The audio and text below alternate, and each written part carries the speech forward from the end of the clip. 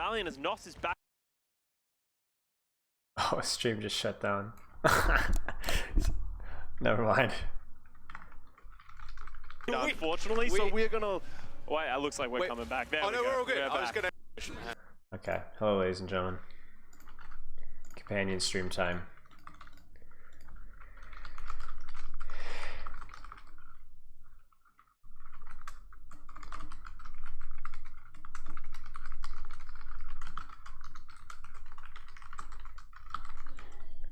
Get away, get away, get away. I know there's actually a match going on right now, but yeah, CBA, you guys would have to hold, hold tight for a sec. Got a lot on my plate, Hello, Spillo. Hello. Yo, Pepper. Can I have my phone for Twitch chat? What? Can I have my phone for Twitch chat? I need my phone for Twitch chat. Thank you. Hey, Jonah. Or Jonna. Get away, get away, get away.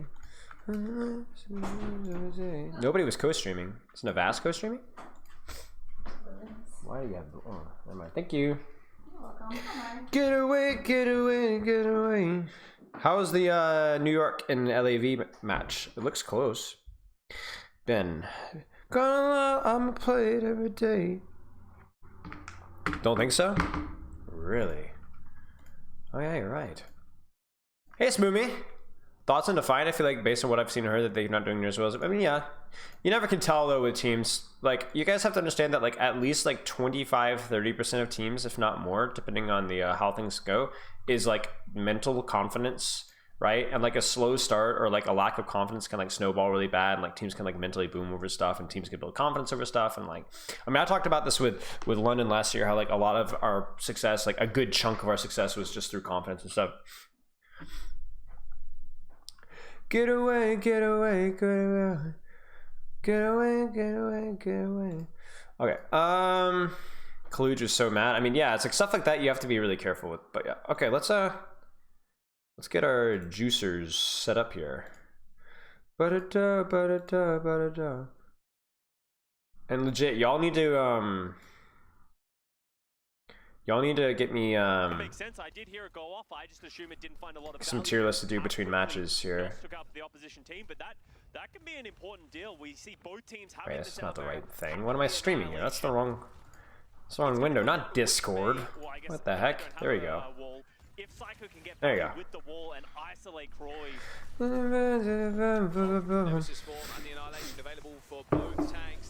Whoa, 2-1.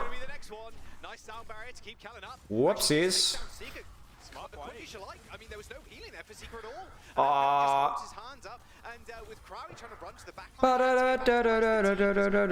I do not enjoy Ramatramirs. I think this is the teams that aren't as good at Reinhardt or prefer the Ram play. I mean, Crawley, if I remember correctly, is a pretty darn good Ramatra. It's probably his best hero.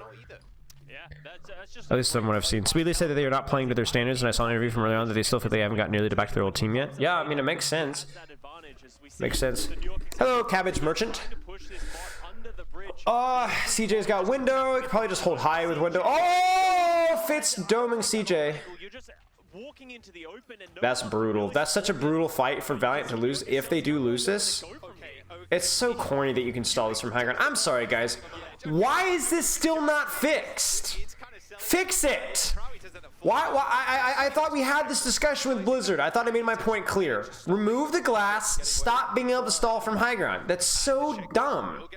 High ground already has the advantage of being able to control the space, right? It should be on you to take the initiative because you have superior map control. It's not on the defenders, like the attackers, to have, like, that's just so stupid. Why is this not fixed? It's such a simple fix, surely, right? Could I mean, I don't know anything about coding. Maybe I'm just talking, like, maybe I'm just a jackass. But for crying out loud, man, come on. Oh, they gotta break that wall faster than that. Tragedy. Mindset and chemistry is a big thing. True. Have we done predictions for this game? No, I generally don't do predictions. I'm more of your beta male Andy, who just sits here and just like commentates off of things. And I mean, I can give you my predictions if you guys want in the moment, but I don't do the pick'ems thing. Poor Valiant. I kind of want this game to be over. What's the next game, guys? Oh, well, that was silly. Heads up. Well, Valiant know the game plan. They just speed boost forward with the Nemesis form, and they're all good. Well, there you go. Psycho dead. But 150 meters though, mate. Like, We're supposed to see the game yet? You will not see the game. You have to pull up the Overwatch League stream at the same time while you hear my obnoxious, nasally voice over the top, because I'm not allowed to stream. The only way you're allowed to stream the game is if you're streaming on YouTube. What's up? What's up? Cool. Justice and Boston? That might be kind of fun. Both teams that are could punch down or punch up, depending on what way you look at it. Justice have looked good. Boston have also looked pretty good, but kind of based off of expectations, they should have looked good, but then also people were not thinking they were looking good. That's a good dragon from Fitz. That might just straight up kill Crawley. That forces a massive cooldown advantage. It might just win that. Oh, that's a big window. No, it gets walled. Oh my gosh, dude, Ramattra mirrors are so dumb. Like, I'm sorry, guys. Who? Stop! Stop! Stop blocking! Stop blocking, you cowards! Stop it! Stop! I hate this hero so much. Dragon Strike forcing the rest of Excelsior out of cover, but here comes a blizzard, and it's oh gosh, so annoying. Ah. Alfie and Flo are gonna have to show up. Yeah. Playing incredibly slowly and no one able to find any picks.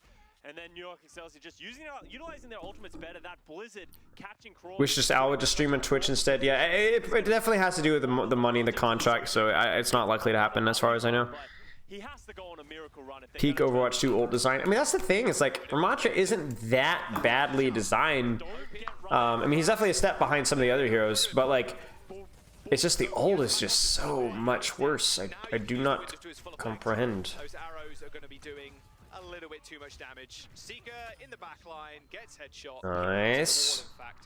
I kind of just want to see a full cap here so we can get it in on the next game. I would have loved for Valiant to turn around, but I'm not willing to sacrifice. See, here's the guys. As the match fixer for the Overwatch League, I'm not willing to compromise my viewing enjoyment to let the Valiant win the game. Thanks for the sub, ISB. They don't really need to do too much now, as this will be a 3-1. And that's it. ASB or ASB or ISB. Hello. New York Excelsior find their first GG's. Congrats to Lep, my boy Lep. Psycho as well. Glad to see Psycho. I mean, yeah, from what I saw a little bit of the match versus Toronto yesterday. I mean, New York doesn't look trash. I mean, I think it was all right. Jaws and Custa wearing some of the outfits of all time. That is something else. I'm wearing pants today, ladies and gentlemen. I am wearing pants. I generally don't like to brag about these things because I don't want other people to feel inferior. But I am wearing pants. Do you see this? I'm not just wearing shorts. Look at the style. Look at the swagger. You know, I'm kind of going for like trendy casual, but also might be a male model or an athlete or perhaps a billionaire philanthropist. I think that's kind of the look I'm going for today. So yeah. I like Custa's shirts. I'm not taking that back. It's not happening. All right, chat. We should do a tier list or something while we're waiting. What do you guys think?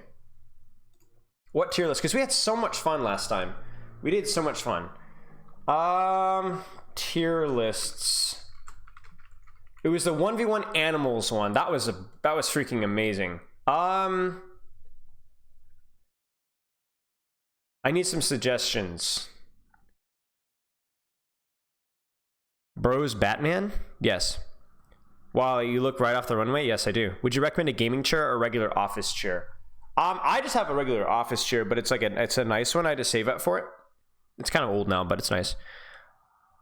Was Fitz deadlifting? I just caught the little bit at the end. Fitz was looking like he was playing well, but I wouldn't say deadlifting, but I didn't see the other matches, so I don't really know.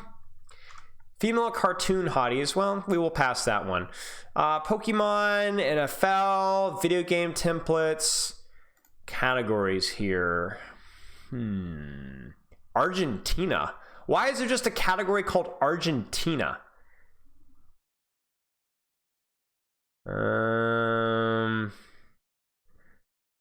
Disney. Maybe. We could do Pixar Studios feature films. Maybe this could be. This is promising. This is promising. We can work with this. We can work with this. Okay, let's work at this one. Snow White Seven Doors, it's a solid A. I actually watched this one not too long ago, and it was surprised. It's aged pretty well. Like, obviously it's the first, so, but it's pretty spooky at times. I think it's pretty good as well. There's so many of them, guys. We're gonna have to move quickly here. I think Pinocchio is also A, maybe not quite as good. I think we give it a solid B. It's good, but it's not as good as Snow White. I haven't seen Fantasia in a while, so I don't want to grade it. I don't enjoy Dumbo that much. I'm not gonna lie to you guys. I haven't seen. Okay, some of these. Okay, I got a disclaimer. I probably haven't seen a lot of these since I was like 8 years old, 10 years old. You know, so I'm gonna try and give that ranking when I can. So I'm gonna have to be honest with you. Bambi's like in the B category. It's pretty good. I don't remember these that well. Okay, Funny Fancy 3 I think was really okay. Funny Fancy 3 is freaking trippy. Let me pull up Fun and Fancy Free. Dude, I remember this one. It was like Bongo and like there's like the marionettes or whatever. Dude, what is this? Somebody tell me what this is. Oh, wicked giant. What? Dude, this is like nightmare fuel. And so with the passing of the wicked giant, Happy Valley echoed once again with song and laughter. For with the return of the magic harp, peace and prosperity reigned throughout the land. And the people of the valley, we know, lived happily ever after. You're a wonderful storyteller, Mr. Bergen. Fever Dream, man. Fever Dream. They had like, was it like Bongo and then the giant beanstalk? Now you remember, you guys might know the giant beanstalk Disney thing because there was a meme from it, I think. Yeah, see? You guys remember this one, right? Still breathing. Dude, this is like nightmare fuel. Between them, share and share alike, sharing and staring, staring and sharing. Just tell it, don't ham it. But are their spirits broken? Have they lost? Yo, what's up, Spires? Yes. Do you guys remember this? Yo. Men face. Listen, this is actually pretty funny. Listen. Just tell it, don't. Listen. But are their spirits broken? Have they lost hope? Yes. Facing famine, not left but beans. Bean, you mean? It were 1 man and 3 beans, but no, 1 bean and 3 men. Well, at least there are no bones in it. Just look at Wait that for it, miserable guys. creature, doggedly struggling to maintain life. It gets A worse. gaunt, clean bag of bones and feathers. Truly a picture of despair. But Donald doesn't whimper. Donald doesn't give up. Shut up! I can't stand it! Wait, it gets worse.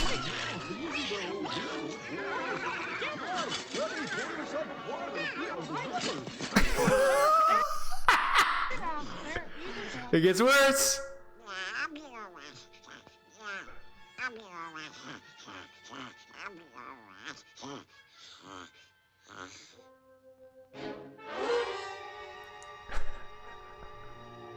He says he's all right.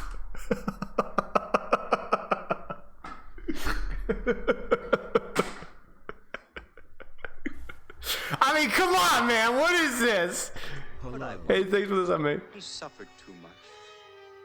What diabolical thought is being hatched in the fevered brain of this poor, demented duck? No! No, no! It would be just great if like this, it just ended right there.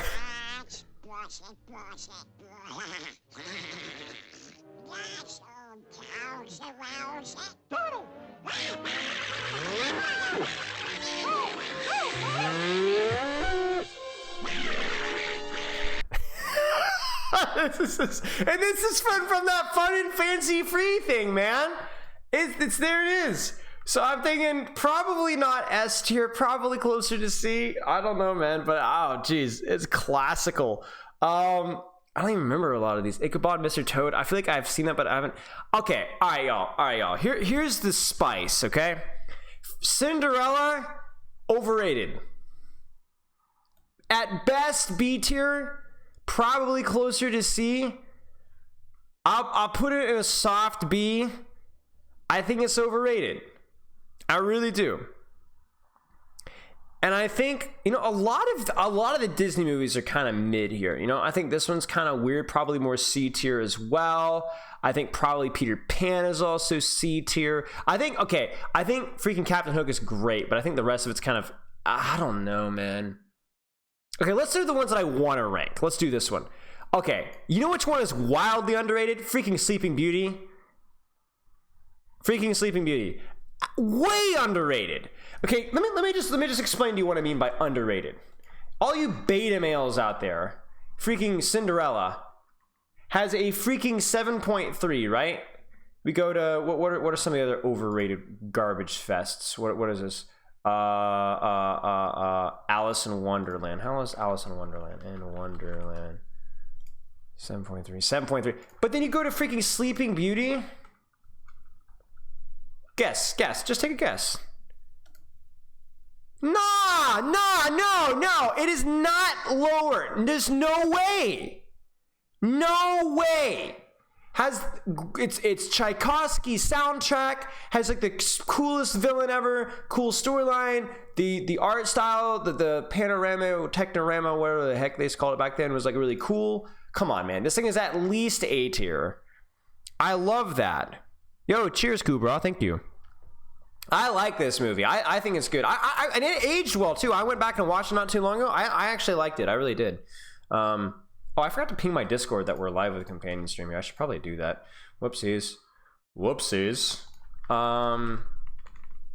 Al companion stream plus tier list, and I'm gonna throw my token meme in here. What meme should we do here? We gotta get my boomer memes.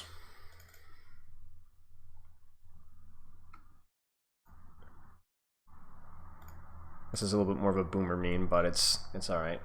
It'll pass. Let's see, what are the good ones here? There's a lot of these that we're gonna have to go back and rank. I like Robin Hood as well. I think Robin's a high B. I enjoy it. It's definitely got its moments.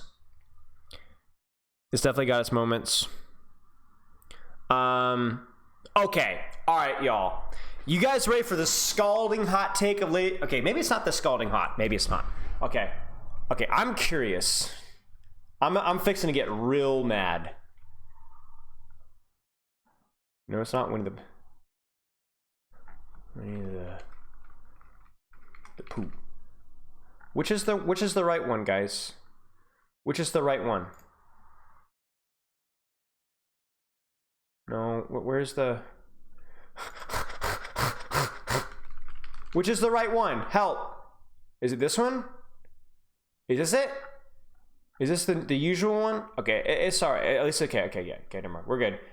I can live with 7.5. Yeah, because honestly, straight A tier. Straight fire. Actually fire. Honestly, really funny. I honestly watched it back. I watched this one like 3 years ago at my parents' house.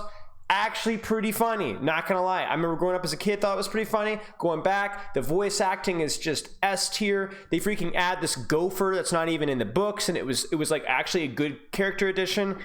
Good, great. Yeah, I just really enjoy it. Every character in there is freaking hilarious. Rabbit is just the greatest, super funny. Piglet's funny. They're all funny. Owl's funny. Great one. Again, I'm just gonna do like the really spoosy ones. I like Beauty and the Beast as well. I think solid A tier. You could even argue for an S tier maybe. All right, I'm gonna be real with you guys. I haven't seen Aladdin or Lion King recently, and I haven't seen Little Mermaid recently either. So I don't even know where to. I know they're at least B plus, I think, but it's been so long since I've seen Aladdin. Like literally, I was like 7. So you guys are saying S tier?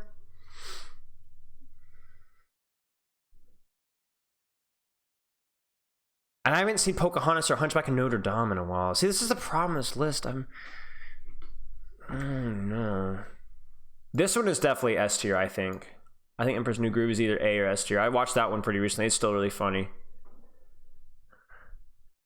Go with your gut feeling. But I can't do that because it's going to be wrong. Because I haven't seen this as like 6 or 7. So it's not even like a gut feeling. It's just like fake news. You know what I'm saying? All right, I'm gonna be real. I think Wreck-It Ralph is wildly overrated. I would think B tier. All right, here's my thoughts on Wreck-It Ralph. Really funny and some excellent, some good quality meme stuff, but really a lot of the movie is just filler. A lot of the movie is just filler. It's very predictable, and it's not bad. It's just there's nothing super special about it. Outside of a couple of like cool scenes, like the villain like Alcoholics Anonymous thing was pretty good, but it just there's like the second half of the movie is like so forgettable, man.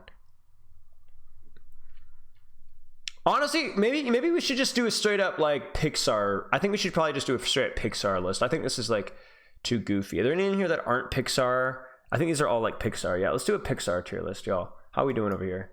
Okay, nothing yet.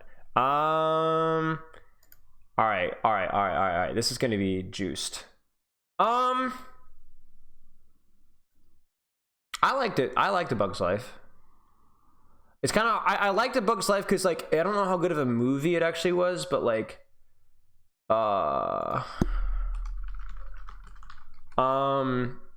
but I like thinking like the whole idea was fun.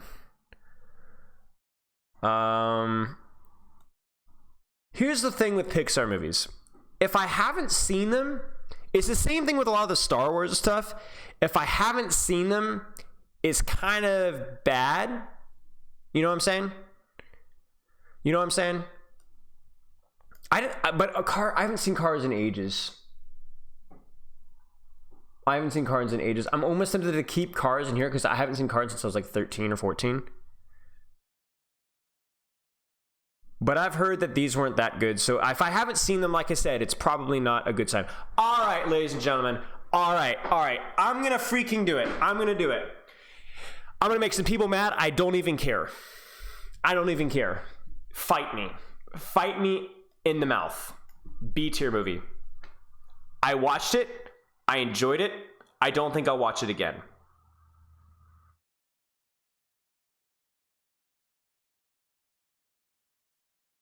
It was all right. Exactly. It was a fine movie. It was better than most animated movies out there by a significant margin. But we're talking Pixar here. People are like, I don't know, freaking, okay, so maybe I'm not crazy. People were like freaking like, oh, it's amazing. And I'm like, it was good, but you know, we're competing with like a lot of other ones here. Haven't seen, again, that's probably more a commentary on the movie itself. Okay, this one is probably going to be underrated, and I will have the humility to admit that it's underrated, but it's because of a certain thing. I get it, Finding Nemo probably deserves an A. But freaking Nemo drives me nuts. He's a little dog turd. He's so annoying. I hate that fish. No, I agree that objectively it's probably an A, but I just want to put him on fire. I want to roast him. He's so annoying. It's like, shut up! Shut up! I've also probably seen it too many times. Yeah, honestly, if you're a little crap, if you're just a little piece of dog feces, and you deserve to be kicked. You're honestly good. I'm glad the kid. I wish the entire movie had been just Darla torturing Nemo over and over again for disobeying his dad and being a little turd. Yeah, Shark was good. Incredibles 2, I think B tier if I remember correctly as well. It's been a little while since I've seen it. It was good. It was all right. I don't know. I think Incredibles probably deserves an S tier or an A tier. I'll have to. We're gonna go back and we're gonna adjust some things. I like the Incredibles. I thought it was good.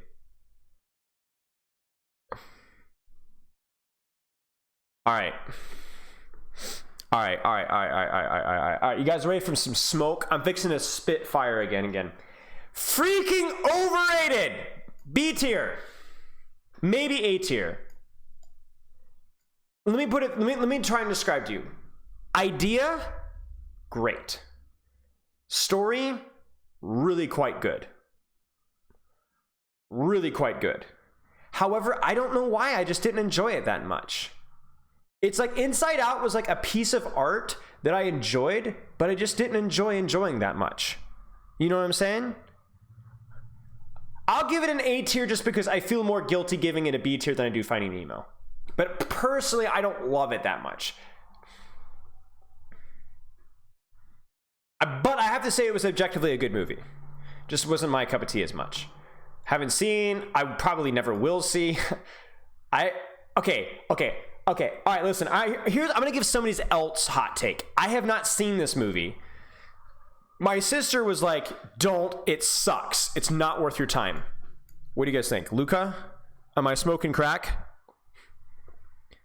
Did I dodge a bullet, or did I dodge like a big, delicious, succulent 3-course dinner?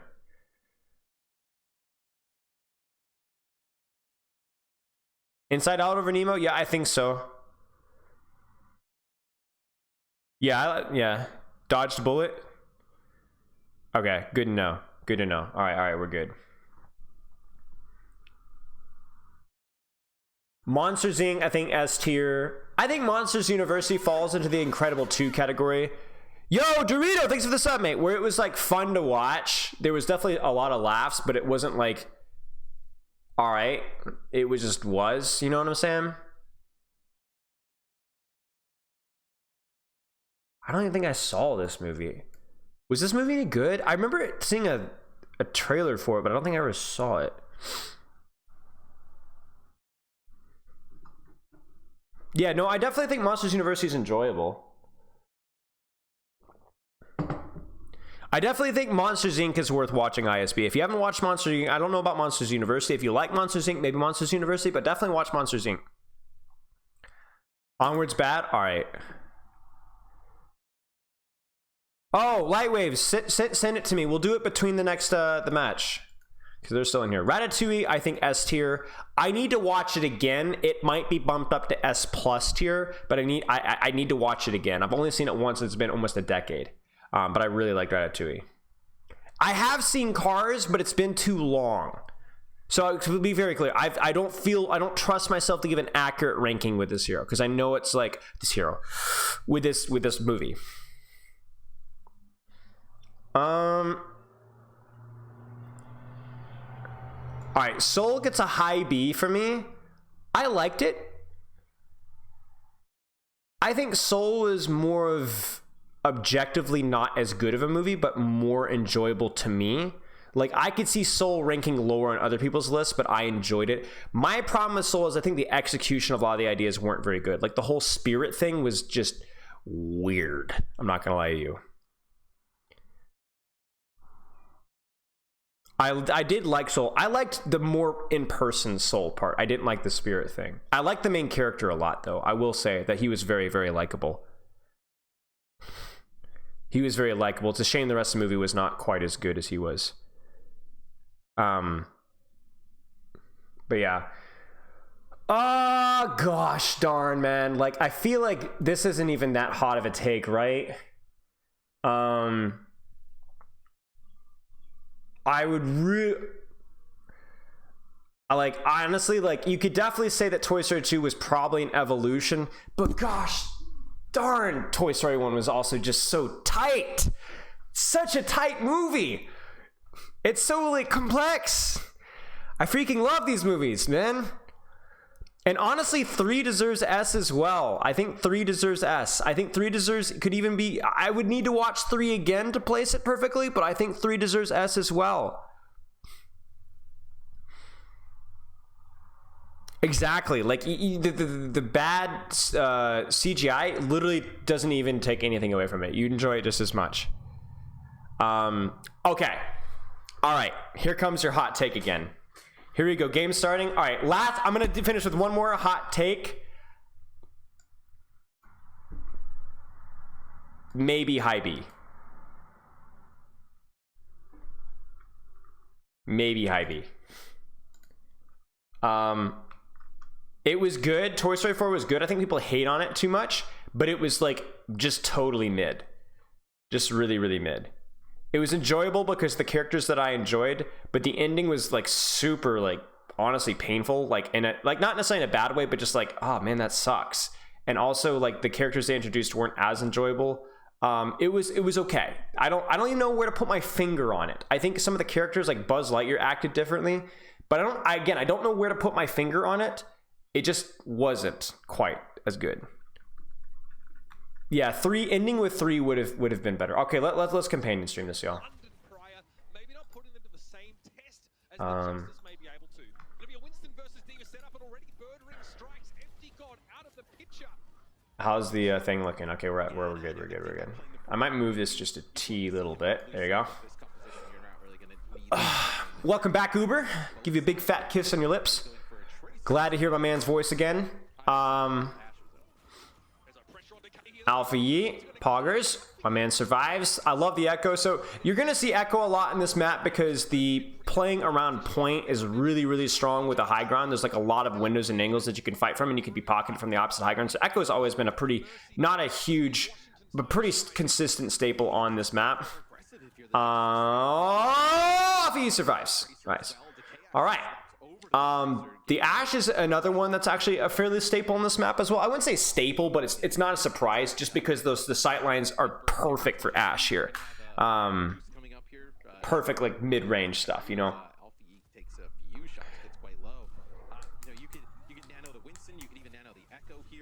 Now the funny thing here is I kind of like the D.Va. I don't think D.Va is necessarily better, but it makes a lot more sense given the map because going for backline's a lot harder. The fights usually happen in the setup phase because the DPS and whatever are trading on point, and your backline's on the opposing high grounds, but the high ground is actually kind of hard to pressure if the backline plays it really well. So like you might invest in the D.Va for more point pressure and more trades that instead of going for the backline. So even somebody like Smurf might play the D.Va here. It's not a surprise here. I actually really like what BenBest did there. You know, gets the nano and kind of dives in, and you saw a little bit from his screen for like. YouTube is a bad streaming platform. Why not co-stream on YouTube? I don't think I'm allowed to as a Twitch partner. Obviously, Lee J-Gon can't really do much healing on the break from there, really just kind of protecting the Ana, and they were able to get some kills. But BenBest is staging around on the opposite high ground, and he's going to be puppy guarded by the enemy, his Echo as well. Do you see that? So like, here's the thing: is like BenBest uses the point high ground to stage onto the backline. Oh, and the anti-nade. Wow. Okay, I want to talk about that. So I know we're kind of missing the fight, but I want to talk about that. So BenBest stages from high ground on above point to access the backline to dive backline safer. They can't contest him there, even with the D.Va, because they have Echo. So the Echo will follow the Winston above point, and if the Ashe and D.Va try to contest him above high ground, they're going to get rolled. So it's actually really good staging from BenBest, and I like the Winston with the Echo as a result of that, because it means that you're guaranteed going to be able to win the contest of high ground over point, which means you're going to guarantee be able to get to back, like be able to control your Winston's position. Because otherwise you'd have to have your Winston diving from the opposite high ground or just staging from main, which is a little dookie. Oh, that's a fat stick. Fat dynamite, but the rally's fatter. Can he get out? Bob and point. By the way, cute little tech you do with Bob and point. I don't know if FD God was looking forward or able to get it or whatever. I honestly don't know what's happening. But you can whip shot the Bob as it's running towards point, and so that he changes his path and he goes off the map. I've seen it happen many times in OWL scrims and OWL matches. You probably have seen it as well. Did the sticky bombs disappear? I don't think so. I would have to look again at the replay view. Oh, wait. Onto the Sombra. Oh, Flora almost gets bird ring. The Sombra's a bit of an interesting choice. It's definitely not optimal, I don't think, on this map. Maybe it would be if you're like somebody like Lit, but I think like the Sombra's not going to feel as good into the Winston, and I think the Echo being able to play with the high ground, it's like the Sombra does okay versus the Echo, but I think Echo's just so good in this map. I'm not sure how I feel about the Winston, but I think the Echo is like the Echo Winston comp definitely like looks all right. And then you have Nano Tracer or Echo this last fight. So now you need Floor just like hard marking, and as long as there's not like a Sombra Tracer flank, like here's the big, if Floor or Alpha Yi don't get hacked, and then I think you're good to go. And even if they get hacked, they might just get nanoed. Oh, they nano Winston. That's weird. I don't like the Winston Nano there. He didn't have bubble either. I mean, maybe it didn't really matter, but I would have much rather preferred like a Nano onto Echo or Tracer. And just shoot point. Nice. Is your team that you're personally a fan of, Justice Defiant? I mean, obviously, like, London guy, you know, those guys are my boys, but not really. I've never really been a huge, like, even with, I'm not really a huge, like, I've never been like a huge Overwatch League team fan. I enjoy the Overwatch League a lot, but even back when I was like a casual viewer, like Season 1, I wasn't a huge fan of any team. I don't know why. I just never like really. Ha!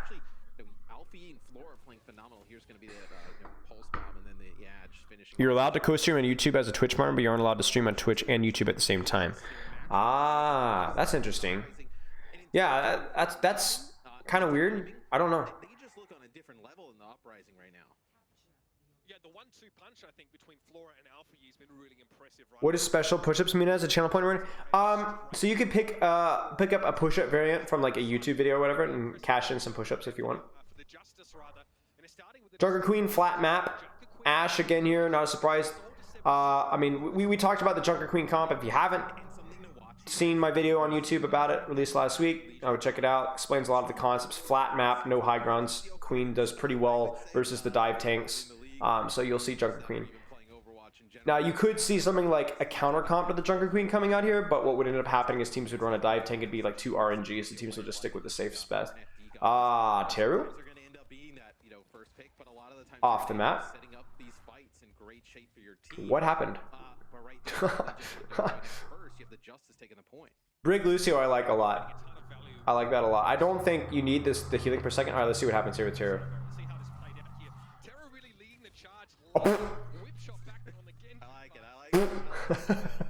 No way.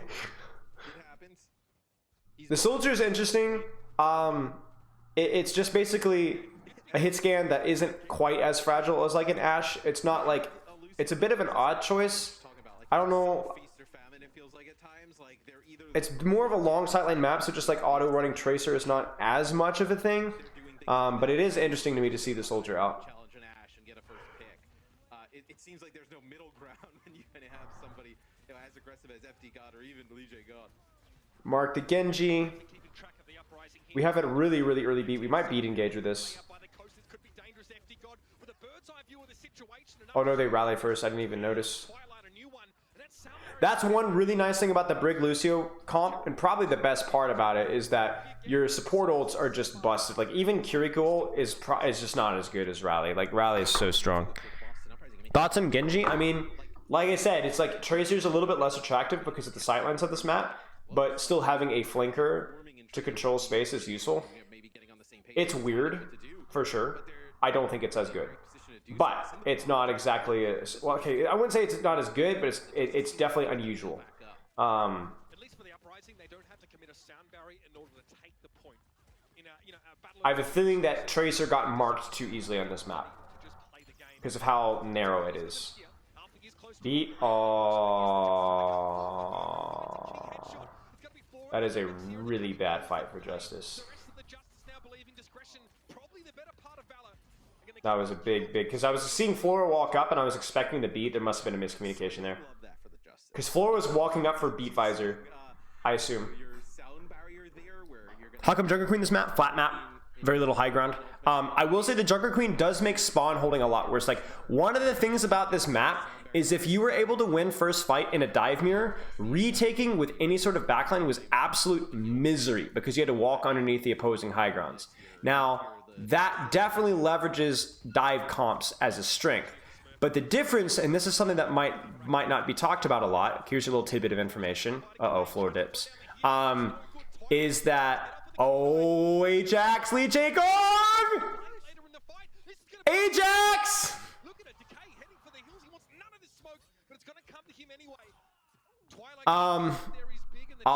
So one of the things is though with Kiriko, it's a lot easier to get through a choke with Kiriko than it is to rotate an Ana underneath the high ground. So what has historically been an impossible map to retake with versus a dive mirror when you're playing like Ana is probably very easy to retake now, especially now that you have Sombra Tracer as meta. So actually, I think objectively, like Jungler Queen is like even some of the things that are the advantages of dive.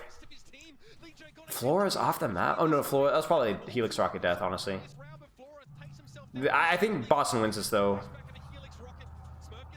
Bob is a big deal. Oh, Alpha E is crazy. Okay, there's a Tracer retake. And he will have Ben Best falling here on the point, so it will get flipped. 70% now in Flora goes Ash for retake. Pulse bomb here. Probably just takes the top right or top left angle when they push point. They have beat, but Smurf, the Kiriko ult does pretty good versus beat if you're able to sustain it. And they should be able to sustain it. They need to get onto Bird Ring, I think. I think that's the only way that you win this fight. I don't think the other people are killable with a beat engage. Big pulse, that's it. Oh my gosh. Oh, Ajax!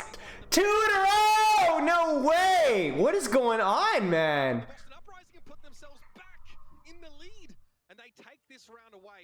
Narrow map, no high ground. And also, as I was saying earlier, that one of the advantages of running dive is that retakes are like really could make the enemy team like miserable on retakes, but it's not hard anymore when you can just run Sombra, Tracer, and Kiriko, and then the retake is easy.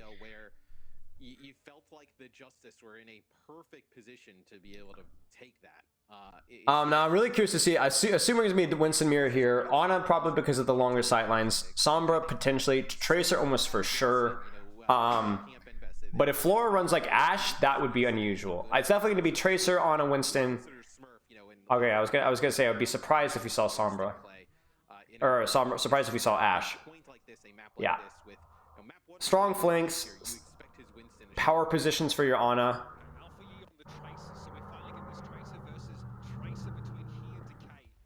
All about controlling the flanks so that you can set up a dive for the Ana. Let's see how these guys... Alfie gets his...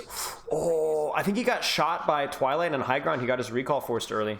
That's pretty bad. That's gonna allow Boston to walk up a little bit because Alfie cannot play as aggressive. He also gets naded. He's going to... Oh my gosh. Yeah. So these are some of these fights where you literally cannot break down without a replay viewer. But basically the TLDR is just think of it this way. If Alpha Yi gets his recall forced by an Ana shot, just by a couple of Ana shots, right? Nothing crazy, no cooldowns, no nothing. Then he's gonna have to back up. That his backing up will allow Decay to play more aggressively on Tracer, which then will make Ben Best take more damage, which means Ben Best has to back up, and then they lose space as a result. So it's like losing, like getting a recall or a translocator or a bubble force or something like that, just from mouse 1 damage from the enemy team is like really, really, really bad. Because it allows the enemy team to kind of capitalize for it. Now, I don't know what happened there, but somehow Twilight just straight up dies on main from a Ben Best jump. I think it must have been a hack. I think Twilight probably dropped off of high ground and got scouted. Roadhog is just too bad, mate. It's too bad. You can't even consistently one-shot like squishies anymore. They get the translocator. That's huge. Bird Ring's probably set up in the back. They scouted him. He might die. Nope. He got out. Oh. Trading backlines. They got the EMP on FD God. Or no, they didn't get the EMP. They got the manual hack. Ha! Sleep on Alpha Yi. There's the pulse bomb. Forcing Sombra out is big high value. We might need to primal this though. Oh, this guy greeds. Oh my gosh, Smurf does not use his primal rage and they get the flip. Woo! How does Ana become a tail in this comp without the Brig to guard? Because it's a lot harder to stage on the Ana on this map.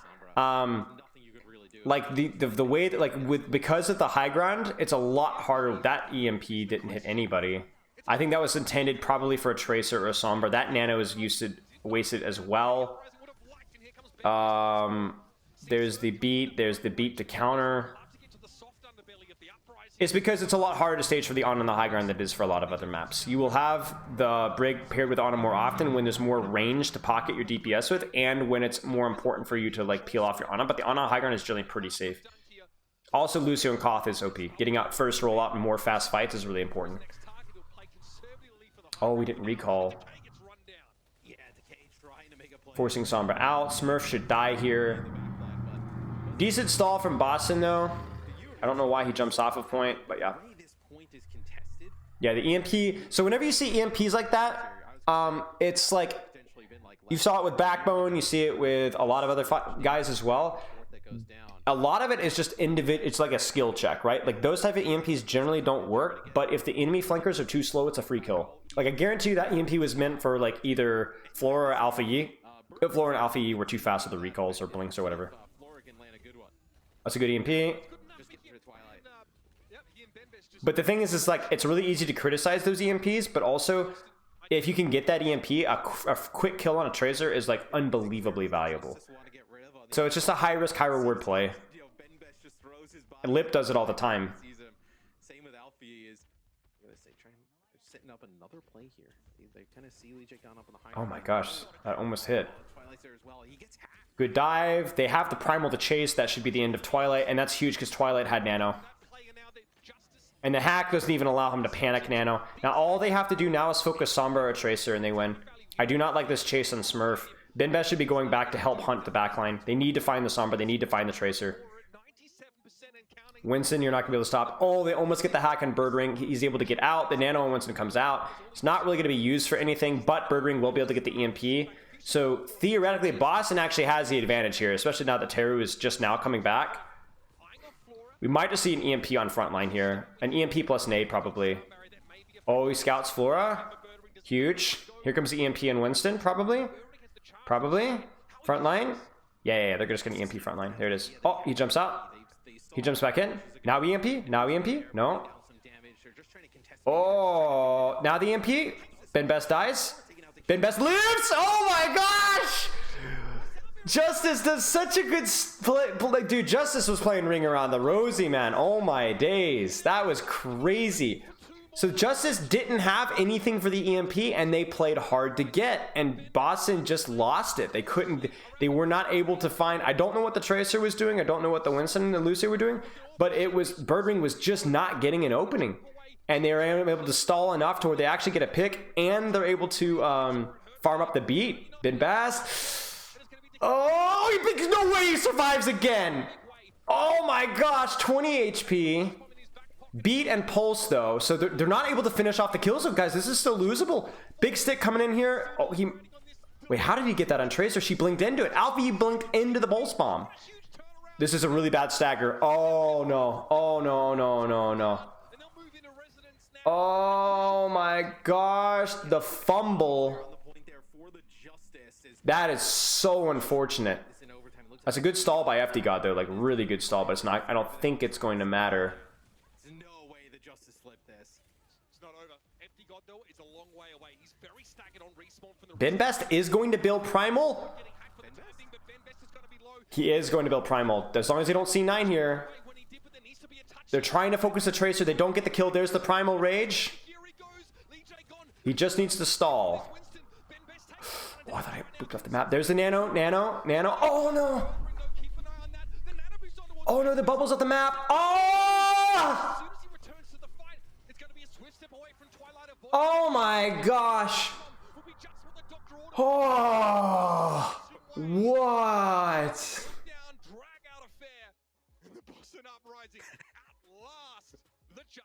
Yeah, I feel like Outlast is the perfect word to use there.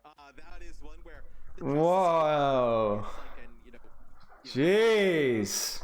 That could have gone either way so many times. Just pick off Twilight time and time again. I want to go back a little bit here. I guess there's really no point going back into companion stream because it's going to reset all the syncing and all that foolishness. But man, it really felt like, okay, so it really, like, Justice did such a good job around that EMP and like buying time for them to be able to just basically bait the bad EMP, and then were able to get the beat off of it, but they weren't able to close it out. Zensei, thanks so much for the sub, mate. That map and Control Center or City Center on Oasis to an even more extent is like really, really stallable. So somehow Boston was able to stall it out and not die. I'm curious. Okay, you would need to go back and see if Justice were actually putting the focus on the right targets or had the good target focus. Like, I think, were they putting too much emphasis on Smurf? Were they not chasing Sombra or Tracer? I would need to go back and check again. I don't know, Wesker, honestly. I'm not sure.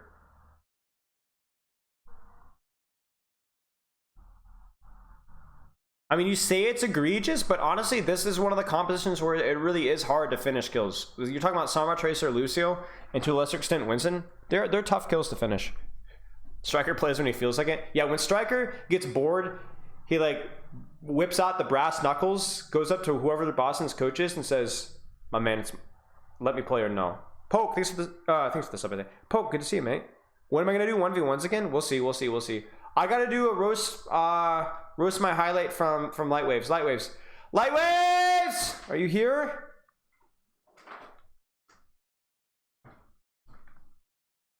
Hey. It's too hot to have hot cocoa. Oh, thank you. I said that it's too hot. Cheers, mate.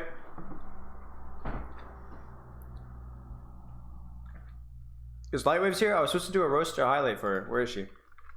Oh, I guess, you know what? I don't even know where she is.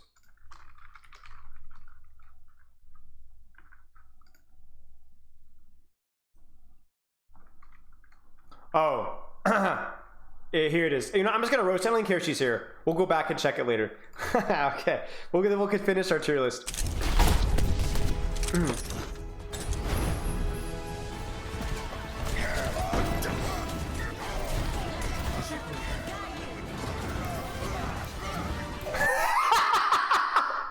What is this? Okay, normally, well, here's what happens with the roast my highlight. The idea is there. You know what I'm saying? I pat myself in the back. I'm sure I'll be able to find something to roast, but usually it's like a really clean play and I have to sit there and make passive aggressive funny comments. Oh, Smile, he's impossible to please. Nah. This one is free. Fire Strike is fine, the swing is fine too. But then Lightwaves is just straight up missing on everything. We're just holding down the mouse button. I don't even know what's going on. And then it gets even better. Watch this one in 0.25 just because, or 0.5 will do. Just enjoy this one. Oh, we're off the map here, okay. Let's just throw a Fire Strike over there. Cause why not? You know, maybe it's gonna hit something. Who knows? Maybe there'll just be somebody over there. You never know, guys. Like, you never know. I think it just looks really pretty. I don't know about you guys, but just the fire, you know, why not, right? And then to top things off, obviously the pen, but I guess it's whatever at that point. But like, oh my days. I have never seen somebody fail to hit the broadside of a barn door until I've seen you trying to swing on the enemy Reinhardt at point blank and then fire striking in his general corpse's direction. Yeah, that was the highlight there was hitting the shatter, I guess, and the fire strike, and then everything else was just embarrassing, you know, secondhand embarrassment. Okay. Let's finish our tier list, guys, and then we'll keep going. Is the Mercy, Kiriko, and Far ult after Ryan kills 3? Oh yeah, that's true. Yeah, this is another one of the I looked it up, and I'm not gonna watch it. I'm not even one of those boomers that's like, the concept is gross and weird. No, I'm down for that. I think like more openness with like feminine health issues, and like that's such a hush issue like in a lot of our cultures, and it's just like it's a legitimate issue. It's a hard thing to deal with. Why are we so like embarrassed about it? I think like that's a legitimate thing, but I just heard it sucked, and I heard she's also a complete turd and disrespectful and obnoxious, and also was not super well done, so I'm not planning on seeing it.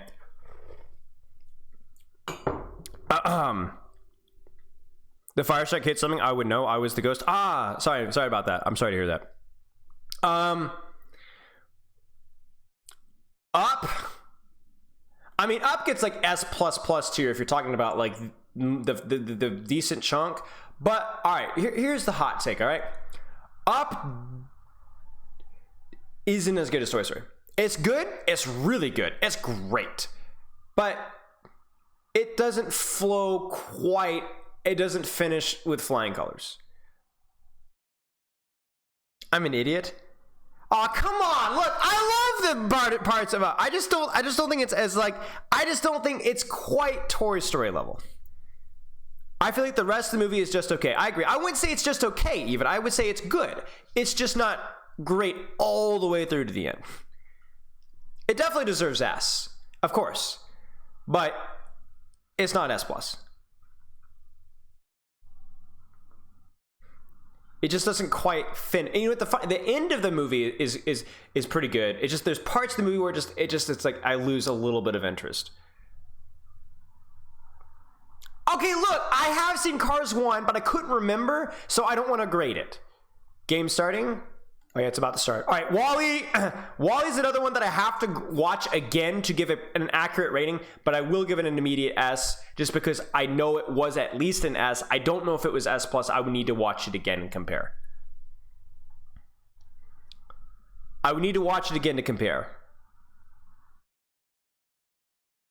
WALL-E and Up are better than Toy Story? I just don't know. I mean, it's also hard because personal bias definitely comes into play with these. Like, I agree that Inside Out is probably an S tier movie, but I don't enjoy it as much, so it's A tier. Same thing goes to an extent with like Finding Nemo. It's like an A tier, but I just don't like it. And I like Bug's Life. You know, I don't know. I knew whoever. I was like, who's calling me an idiot? Yeah, it's cheddar. It's the cheese. Ratatouille is really quite good. I would have to. Ratatouille might deserve S+, but I need to watch it again. Okay. People are already dying. I'm late to the party. There's actually nothing you can do. It's the same exact way that Ilios started. After he got dying. Diva Mirror. Birdring on the I think. Nothing going on. on. Man. I believe it's more like the cock crowing at sunrise for this Justice team. You know what I mean? It's not necessarily. Ash Defense. Anna Brig. It just might be the sightlines don't work for Monkey in this map. I'm gonna be real with y'all, because this is not the first time that we've seen D.Va on this map. You know what I'm saying? Somewhat, you know. I've heard you had a long off season of Coco Melon and Cars. FD God gets you actually probably missed me a little bit. Smoked. I know all the backup characters from Cars, man. Yeah, you want to talk about Cal Weathers? Yeah. Take a seat. Is that the pickup truck? No, Wait, are they? no, he's the son of Strip Weathers, who's the king, right? He's Wait, are they talking about Cars? The next generation, but we'll get back to that one. Fantastic franchise. What films? Yeah, I mean. Fantastic franchise? I've heard otherwise. Decay, by the way, I mean, we were talking about this before the game, right? 4th Overwatch League team for this guy. Really has spent a long time searching for the place that he can really call home. I mean, The Sombra is just you don't have map control, so there's no point running a hit scan because you're not gonna be able to do anything with it. The Genji is comfort pick swap plus lots of high ground and shorter sightlines, which is reasonable. I think Genji's gonna fall off hard in second point. You'll probably see a swap off of Genji in second point, but first point is totally reasonable. The questionable thing for me is like, is Winston really that bad on first point too? And I mean, Winston I think would probably feel pretty. Oh, pause.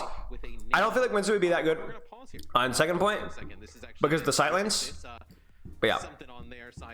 Are there other maps where D.Va's played over Winston? I mean, we just saw it on Ilios Lighthouse, which I think was good. Anywhere where there's like water on their keyboard, it is a keyboard. Not as much dive threat. Cabling, solid.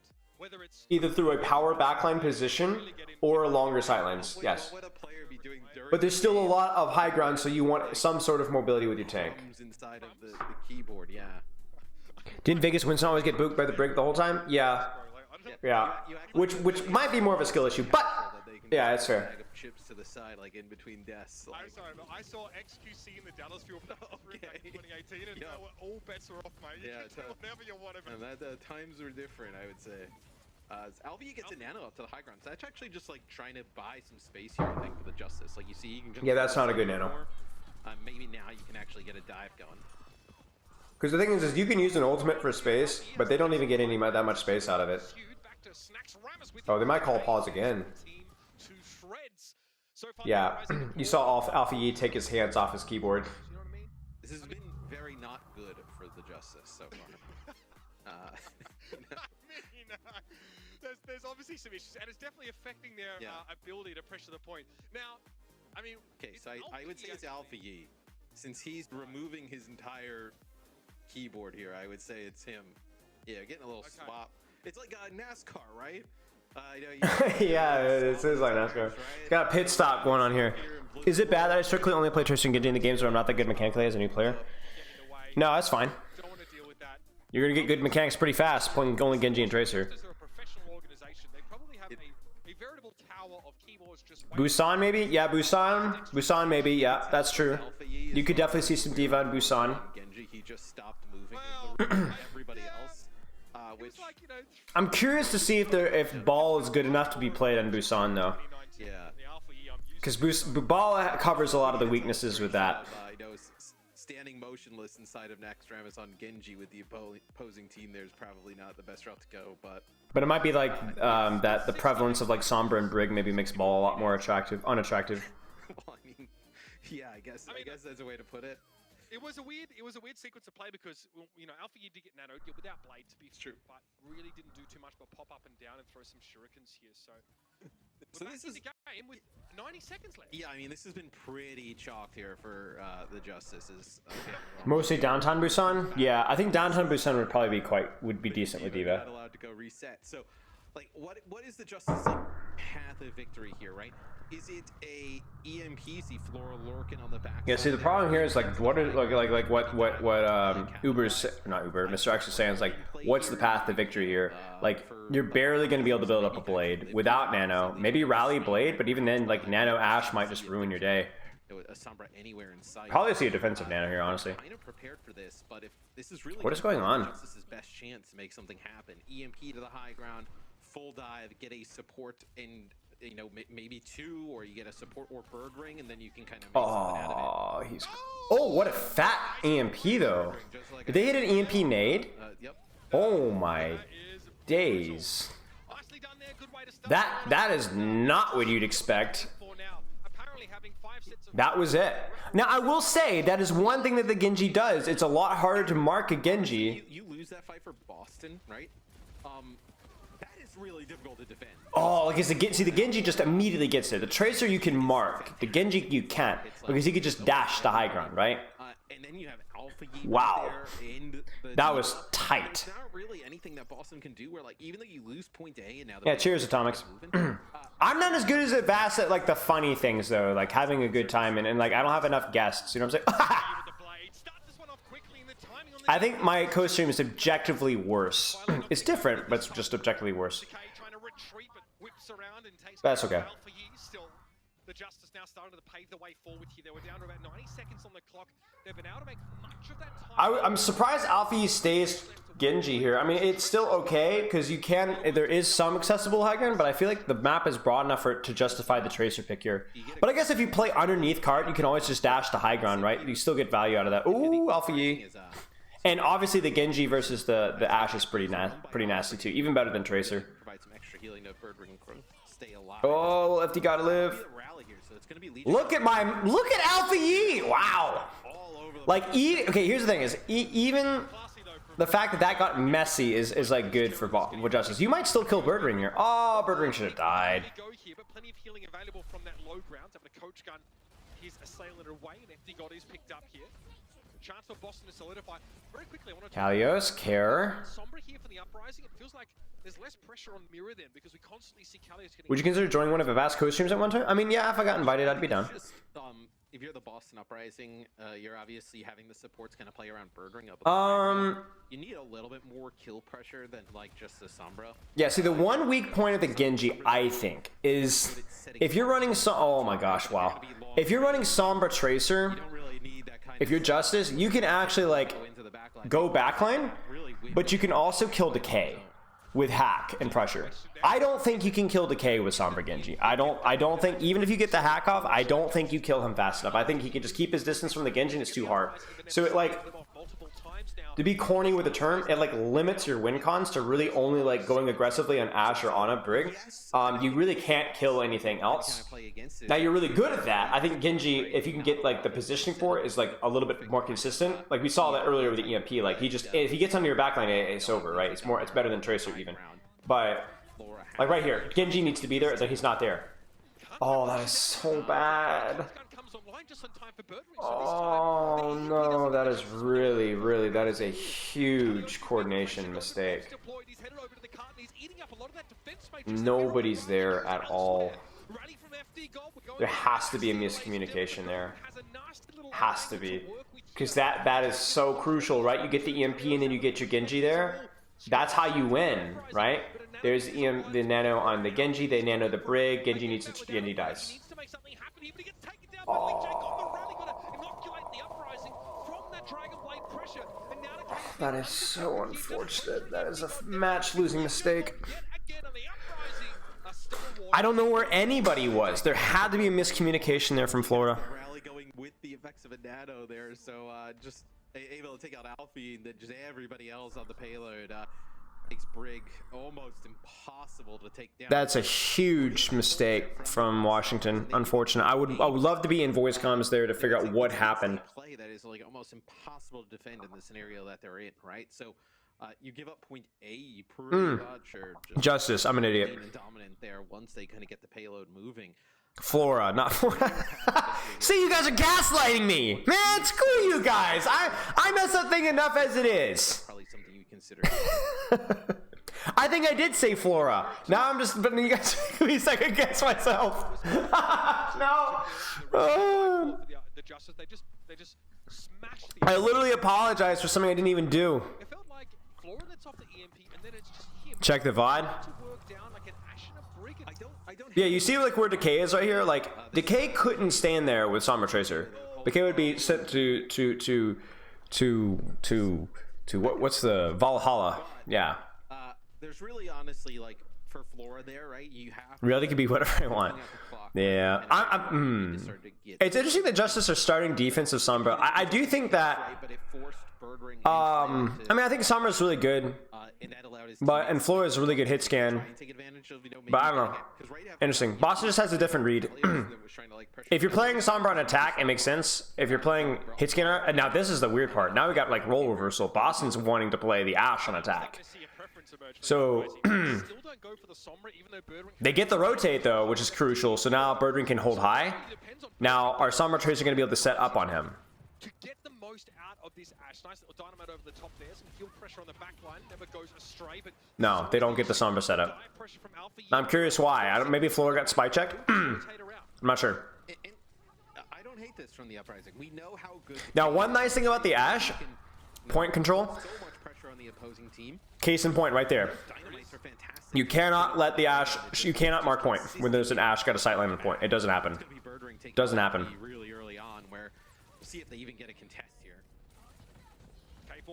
Because anybody on point is within sightlines of the Ashe, so you either avoid point or you dive. Justice, the Uprising are like on Smoke Hill, right? This is like psychological snowball. Justice, Uprising are just walking. They're not even thinking. They're just walking. To play slow setup with the Ashe and find a key first pick on Alpha of all people. That's when the floodgates open. And once you get that first pick off and then Birdring has just clear like line of sight of the point, it becomes very costly in terms of just HP to make your way back on to contest, right? You have Decay. Oh, Flora gets scouted. As you're going to lose Flora here. Decay pressuring you, pestering damage from one side. Birdring just free firing on the Ashe from range. I'm feeling a momentum shift, which is concerning me for Justice. Where a lot of like silly, it feels like Uprising are just walking and Justice are just folding. And when this stuff happens in a match, it can get really ugly really fast. Good turn. That's a fat EMP. Bomb is forced. I don't think we'll see a C9 here. That is going to be a reset. It's a very expensive fight from Justice. There's the Ashe swap, which makes sense given the point. Kind of like wrong for the Uprising and the Justice to capitalize because where would that Ashe set up then? On first or second? First, you just scope on point. Even if you get cleared off of top right, you can just scope point, have your Diva force point. GG's. Again, that's one of the nice things about the Diva, right? Somebody's going to have to contest. There has to be like a systematic issue for the Justice. Yes. No pulse from Alpha Yi, gets eaten. We need to be putting more pressure on point. Mirror having to mark point is a huge problem because he's not able to be as creative with where he can mark because now they're on point. Lots of point leverage. Mirror's basically... Oh, Ana's gonna die. Oh, huge sleep from Teru. They still have the... They still have pulse?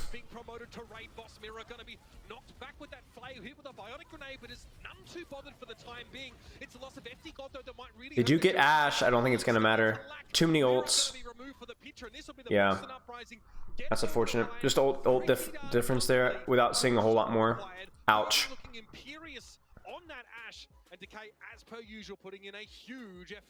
No, I think Mirror looks like he uses earbuds and uses noise canceling headphones over the top.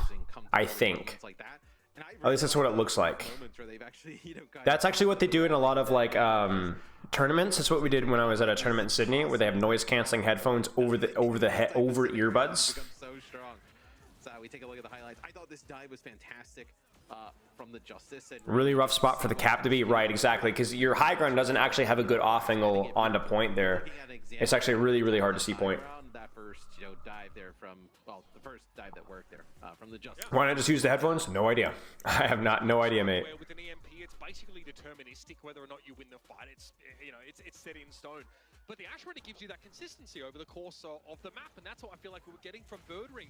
And that second EMP Flora went for, the one that sort of came towards the end of that attack, it didn't really get followed up on. He was knocked away. That's a crazy shot by Birdring. Capitalize here. So the Uprising looking down the barrel of a 3-0 potentially against the Plunder. Justice stick around because Junkertown is where that may well be decided. Okay. What do you guys think for another tier list here? What should we do next? New tier list. Something like that. I want to do the Argentina tier list. Never mind. I can't understand a word they're saying. Rats.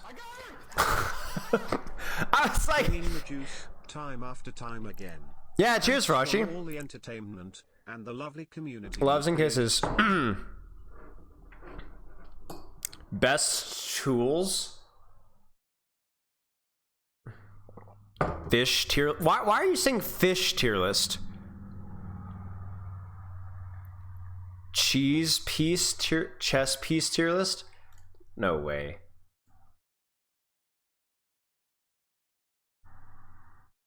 People, am I living in a simulation?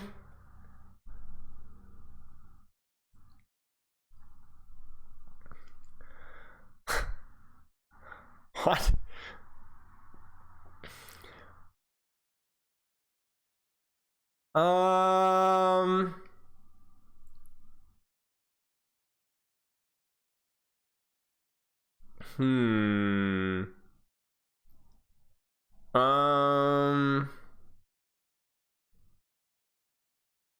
Let's do some Thanksgiving foods. All right, let's do some Thanksgiving foods. All right, you guys ready? All right. Turkey. All right, you know what? I'm going to say it. It just is. Nah, cheddar, biggest cheddar. Dude, of course you have the worst opinions. It's literally like one of the worst, like the most bland meats in the world. It just doesn't have any, like, you're like, oh, but you haven't had real turkey. You mean turkey that doesn't even taste like turkey anymore? I mean, you have to literally make it not taste like turkey for you to enjoy it. Turkey is a perfect base for gravy? Right, exactly. Just spoon it down. Put a straw in the gravy. I mean, yeah. All right, guys. Now, listen, I know I've said some hot takes before, and you have been like, nah, that's a base take, Spilo. But I'm fixing to open my big fat mouth, and you guys are going to be so mad at me. Here it comes.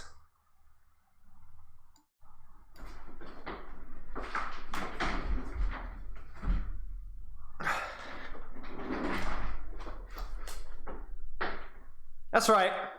You heard me. You heard me. What are you gonna do? What are you gonna do? What are you gonna do about it, huh? what are you gonna do? Peasants. Go ahead. Do your worst. You don't take a nice, crisp, delicious apple right off the vine and say, you know what I'm gonna do? I'm gonna make it warm, mushy, and soft.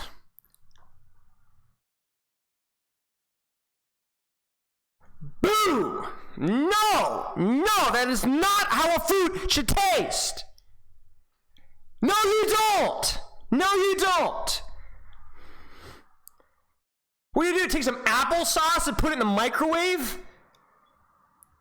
Nah, this just doesn't happen. Now, I admit there are some fruit pies that are okay-ish, but no. You don't cook an apple. You guys are probably the betas out there that enjoy red delicious apples. Yum, it says delicious in the title, therefore it must be delicious. Yum, it's like eating a nice warm pillow. Nah, you guys are different. Now, I get the concept of apple pie, and I don't think it's disgusting, but just no. Caramelization? Yes? Nah. You guys are just not. It's not even a debate. Like, listen, we could debate some, but it's not. It's just you don't do that. Thank you, Mambo Streams. I owe you a kiss. All right, biscuits. Okay, all right, listen. Okay, one thing we can agree on. We can agree on this. If you got a really freaking good biscuit with some butter, I mean, dude, you literally don't need anything more than pumpkin pie and just really good buttery biscuits. You could I would legitimately, especially if you got like some goated mac and cheese, which I'm not gonna lie. Okay, mac and cheese is literally here or here. There is no in between. Am I the only one? It's either like, okay, actually that's not true. There's like an okay tier sometimes, but I swear it's either like, yo, what did Robert Kraft like birth on my plate? And then what is this sweet heaven? Like, I'll get the special push-ups. Give me a second. Remind me. But dude, you don't need anything other than these three for your Thanksgiving dinner. I'm not gonna lie, most Thanksgiving dinners, if they just had freaking good pumpkin pie, some good biscuits, and some mac and cheese, they would have been better than half the stuff I would have had. All right, Brussels sprouts, maybe, but it's like the Brussels sprout taste is like not even good. I don't mind vegetables. I like vegetables, but it's just bitter. It's more of like, oh, if you roast them, they're good. But then it's like, then again, it doesn't taste like Brussels sprouts. Not good. Match started. All right. Last one. Ham. Hard pass. Moving on. I refuse to elaborate. Easily the worst meat in the world. Easily. Ham. Easily. It's not even close. Actually, there's some types of pork that are pretty nasty too. Like if you had like, but yeah, ham is, or hot dogs. Hot dogs are pretty gnarly. Hot dogs taste good, but like with the spices and stuff, but they're gross. But freaking ham is disgusting. I actually like playing the Genji much better here. I think you can put some pressure on the Sigma. You can also put some pressure on the Widowmaker here. With the Genji, a little bit easier to access that high ground. You guys are just a typical soy boy ham fans. I knew it. I knew you guys were a bunch of ham fans. All right, what is the push-ups thing here? And it just kind of drags on forever. Where if you get somebody weak, typical ham fan, average ham fan. Average beef enjoyer. Aztec push-ups. I'll do an Aztec push-up. Give me a second. I'll do some Aztec push-ups. Y'all are just too embarrassed to admit that you're ham fans. Imagine. No, you're not even too embarrassed. That's the worst part. You're shameless. What is Flora doing? Why is he grappling in? Alright, we're gonna quickly... No shot, they lose this. Alright. I'm gonna do a couple of Aztec push-ups. What can you even see? Can you even see? Yeah, you can see over here. Keep in mind once again that I am wearing pants like today. Look at me, looking trendy today. I'm wearing a belt as well. Hi guys.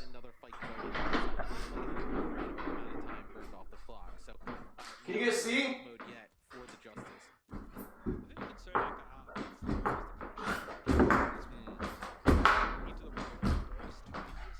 There you go.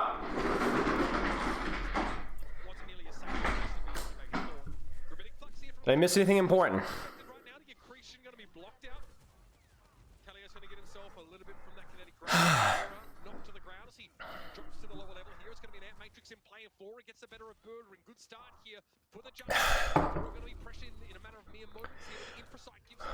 Oh! Flora takes out the trash. It offends me that Flora's grapple sensitivity is bad, but it is what it is. Basically, TLDR, by the way. Oh, they killed the rally.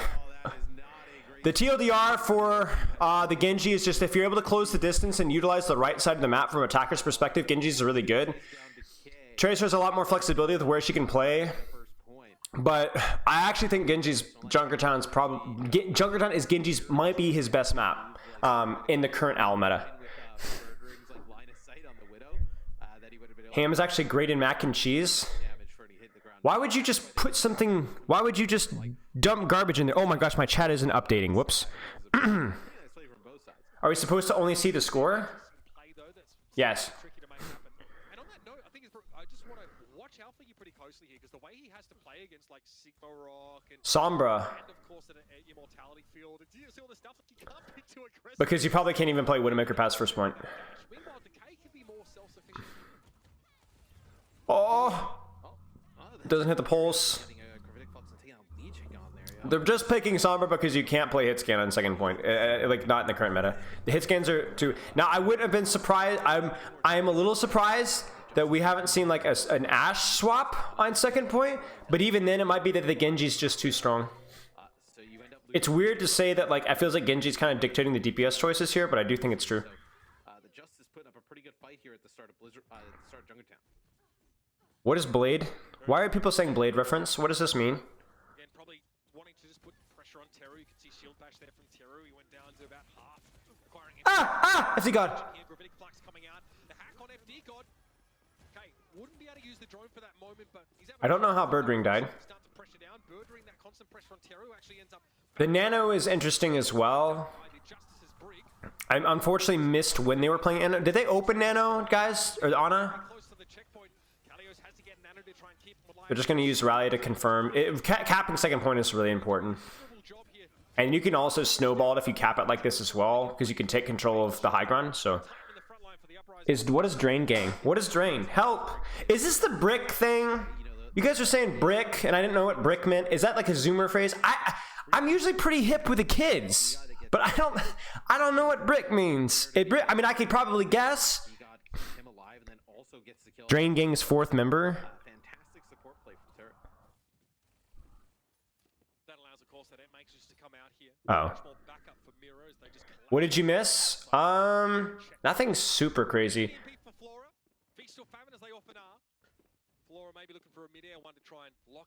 All right, we're gonna see a Genji. We might even see an EMP Blade, honestly. Might not be necessary. Teru gets spammed.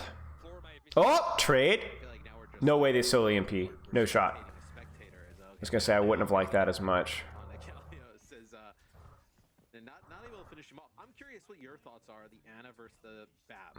I actually think the Baptiste is just like a way more impactful. So the Ana is just simply because Nade and like Sleep Dart are more, or like the okay. So here's the thing: why you don't play Ana in spam mirrors is because Ana, the Sleep and Nade are harder to land on targets that are further away and are less impactful.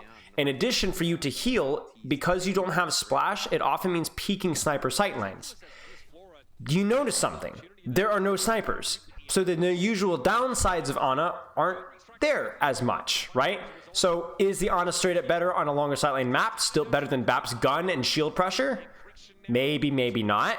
But a lot of the downsides of Ana are just not there. Not to mention when you're playing this with the Tracer, for example, Nano as a whole gets a lot of value, right? Because you're playing it with a target that can actually mobilize it. So I actually think I like the Bap, the Ana more than I like the Bap. Right now. Usually? No. Right now? Yes. No Widow? No Ashe? Better. But the problem is you're not going to see FD God play Ana. Kill pressure, shield pressure, but Twilight as well, right? Twilight's a phenomenon. You're not going to see. So Justice is stuck on their comp. Their comp isn't bad. I think Batbrig is good enough, but yeah. Hanzo swap is reasonable.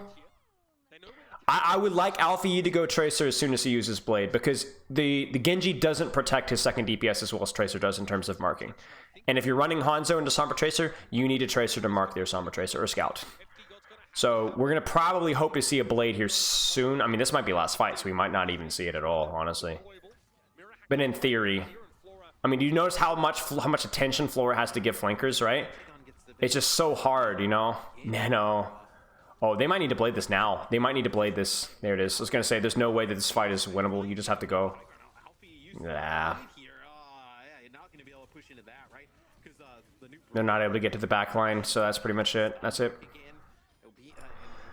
Yeah, that's rough. It really felt like Mirror was struggling a lot in the Sigma Mirror. I think Kalios is probably one of the better Sigmas in the league mechanically. At least he was last season, so I don't know if that's the case this season, but it's probably not too far off. And there's just no way Mirror is able to compete at that level. The Genji was just completely, really quiet in certain terms of setting up on backline on third point, which makes sense. The distances are a lot longer. Honestly, Justice needed to find a way to brute force the Genji quickly and then find a way to go back to Tracer Hanzo or something on third. Bro thinks he's a coach. Yeah. That Alpha E moment was really interesting because he knew there'd be an accretion. Because he goes to blade down the stairs and then he wall climbs above the doorway. It's not a bad push though. Third point is hard to cap. I predict Bat Brig, Tracer, Widow, defense. I predict Boston will go Sombra Tracer. I don't know if they'll play Honor or not with the Widow on defense, but we'll see. We might see Genji from Boston on attack, but we might not. It's not as much of a comfort pick as it is for Alpha E. Why is FD got in Bat? They've done this multiple times. So there's something. There's the Widow Tracer Sigma. There's the Widow Genji. We will probably will see if Boston does open with his comp. I was gonna say we'll probably see Sombra Genji or Sombra Tracer from Boston on second point. In terms of what they needed to do, so I don't really hate. You know, what's my thinking on Zen? I mean, he's all right. I just think that like right now the I don't know. Honestly, I don't know. I really don't know. That's one of the questions I don't have the answer to. I feel like he's okay enough, but it just might be that the prevalence of Sombra is making him less attractive, and teams aren't ready to go Briggs in or don't want to go Briggs in. Yeah, I really don't know. Sombra Genji. Not even gonna mirror the Widow. Everybody in the chat who plays like. And there's the Bat player. And I imagine Twilight will probably stay BAP until Flora gets off of Widow, although he might go Ana on second. Sombra Birdring is 100% setting up for Flora. There it is. But the nice thing about, do you notice about Flora's positioning? This is what Backbone was struggling more with when he was playing. Obviously, it was a Widow Mirror, so it was a little bit more complicated.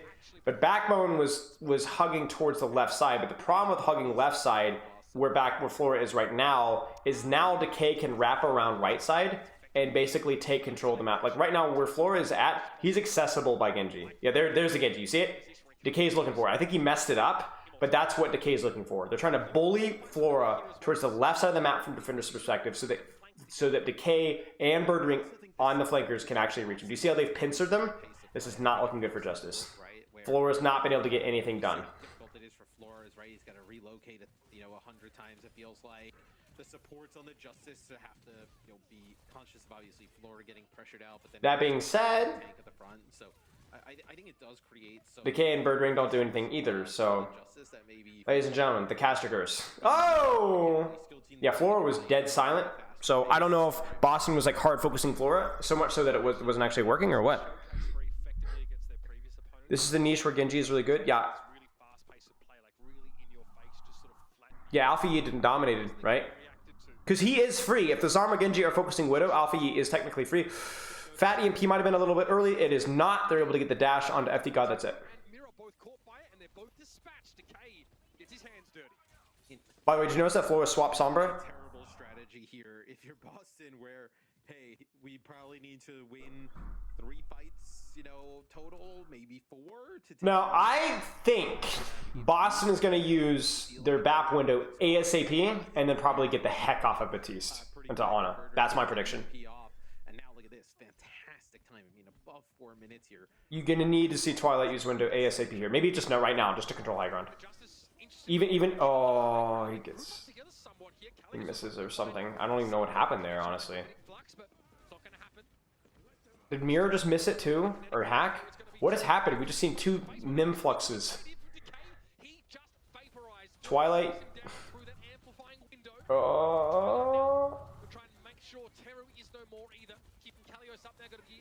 Nah, this is the awkward thing. Do we put Twilight back in spawn? Yes, Twilight goes on. Yeah, just straight up both whiffed, man. What? Oh no. Twilight surely swaps. Oh, okay, I was like, no way, I'm wrong again. Okay, we're good. Ah, my reputation is saved. Owl contract in the mail as we speak. There's the honest swap. Okay. So, the Ana is late, but they are able to control some space. Justice will be able to take with probably EMP or Rally, maybe both. There's the EMP. They only hit Kalios, though. It's kind of poopy. And he still has his shift, and he hits the rock. That is a disaster from Justice.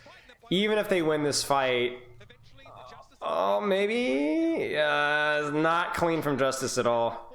I don't like the solo EMP on Sigma. I think, like, he doesn't die fast enough. You know what I'm saying? Like, he has too much. You can just shift and shield, and then it's too hard to finish up the kill. If you get the EMP on the Sigma, you have to get the nade and then some sort of melee follow-up.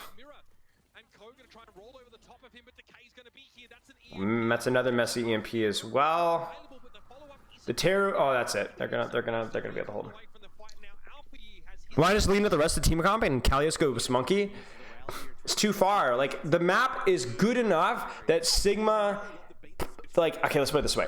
It's short sightline enough to where you don't have to play hit scan, but it's long sightline enough to where monkey isn't going to feel optimal. It's a good question.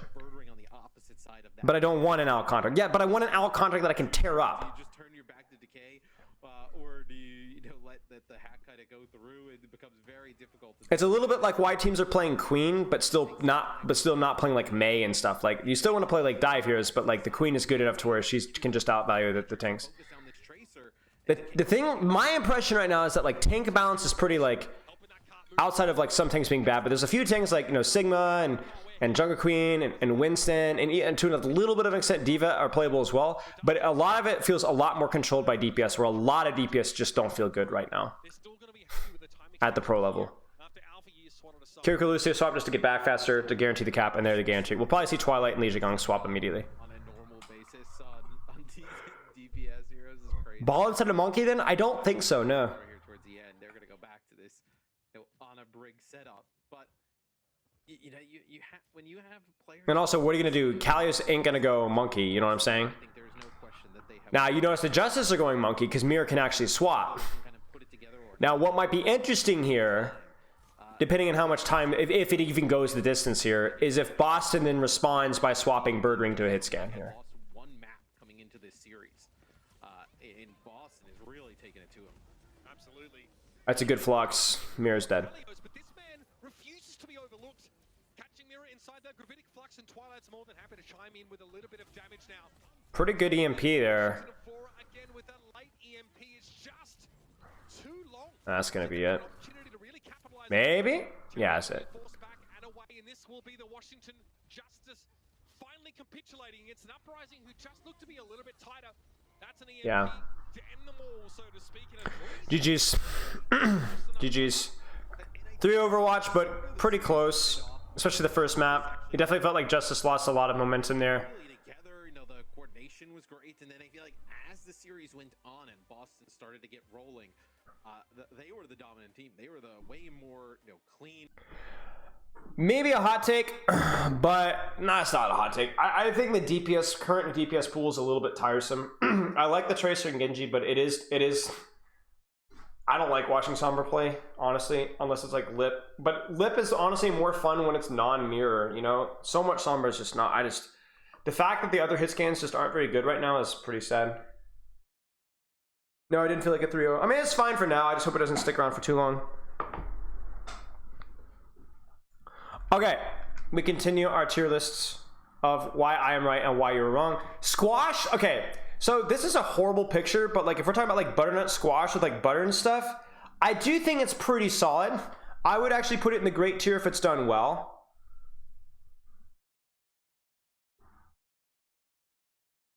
Oh, you know what would be a fun tier list, guys? is X hero tier list meta. We'll do that one after this.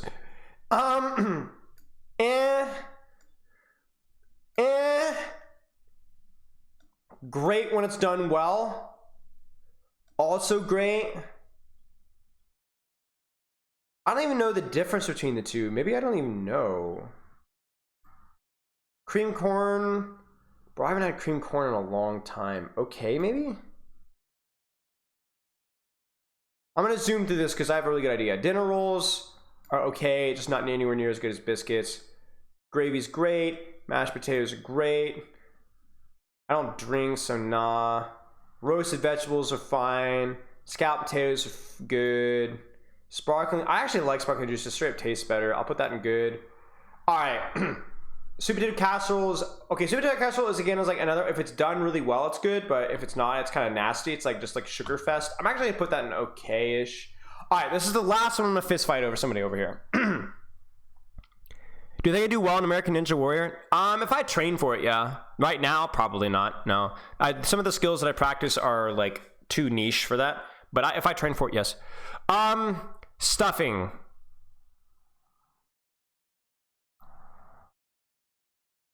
What do you guys think? Because I want to fight somebody for this one. This one isn't even opinion. This one is just facts. There's even less of a discussion here with apple pie or pumpkin pie. I'm straight to the pits with stuffing. No way. Blech. I don't know what spices they use, but I literally thinking about it makes me nauseous. Maybe good stuffing is good. Maybe I've just never had good stuffing, but I can literally smell it. I'm like, what is that smell? What is that smell? All right, that's fair enough. What's the next game? Glads and Mayhem. Okay. Spotlight Ninja mode be sick. I'd be rooting for him. Yeah. Thank you. Okay, let's do this. This should be fun. This should be fun. Overwatch heroes.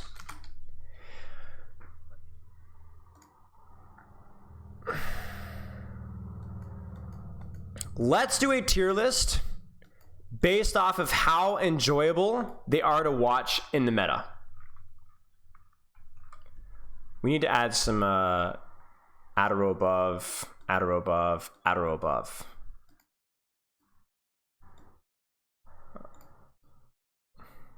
No, what? There you go.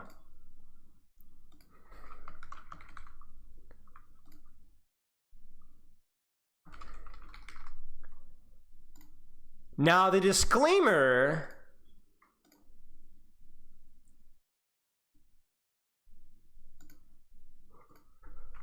The disclaimer is that nobody loves a hero to remain meta for like 6 years.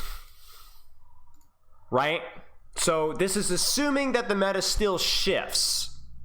You know what I'm saying? Because even like more honest, more fun heroes are really boring to watch if you watch nothing but, right? So let's say if the limit is like 1 month, okay? Or like 4 or 5 weeks. I think amazing. For Overwatch League. For Overwatch League. For Overwatch League. Overwatch League.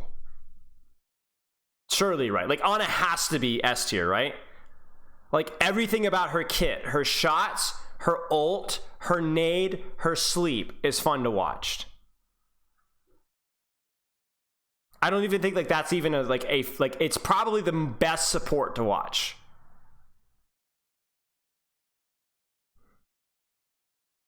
Overwatch League POV, yeah, just watching Overwatch League or contenders or whatever, not playing in game. Like, there's just nothing bad about it. Everything about Ana is fun.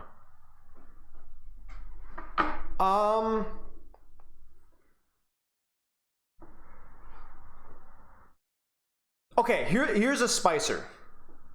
Here's a sweet, sweet spicer for you guys.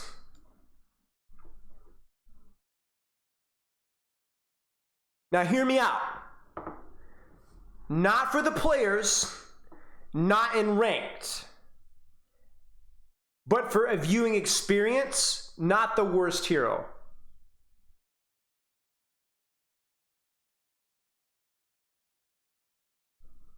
I don't like playing in Widow metas, but it's more for fun watch.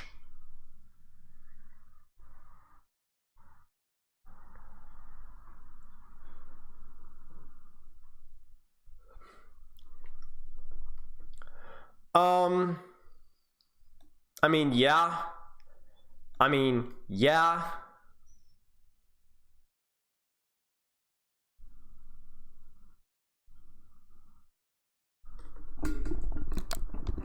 Here's another spicy take, really? You guys ready for this one?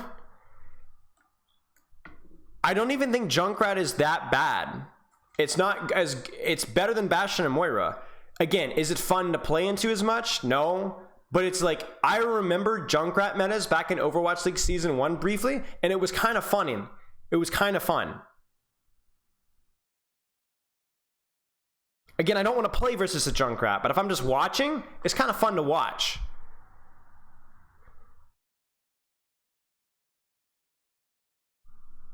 Like, Riptire is pretty hype. You know, the flank playstyle is pretty fun. It's not terrible. It's like it's meh, exactly. It's meh. You know? I think Hanzo falls into the same category as Widow here for me. We're talking about fun to watch. Fun to watch. Fun to watch.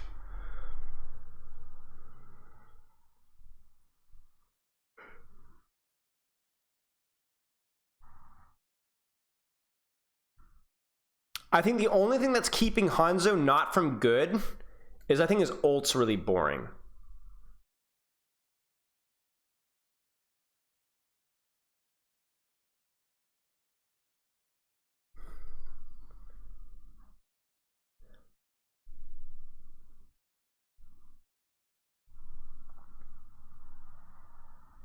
All right, you guys ready for another spicer?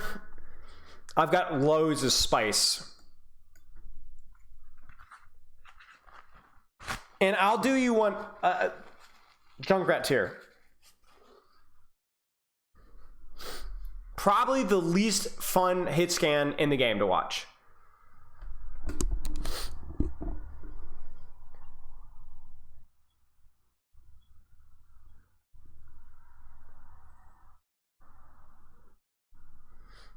You could even argue for a high bad, but I'm gonna keep a meh for now. I'll adjust later.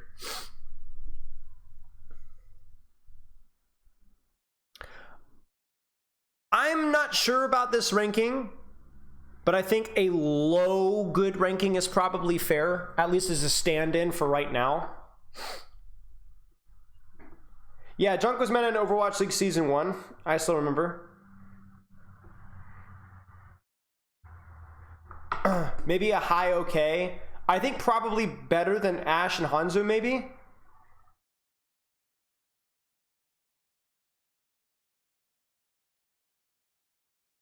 Again, these are up for adjustment as more context comes out.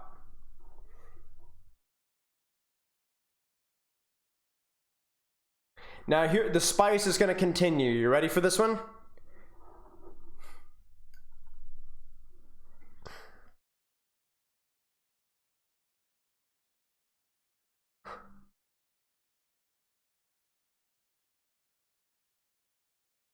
Bomb, boring, never gets kills. Remech, irrelevant. Almost never goes for assassinations, plays more to control DPS in space. Matrix is missiles is the only thing that ever happens that's interesting with D.Va is eating ultimates.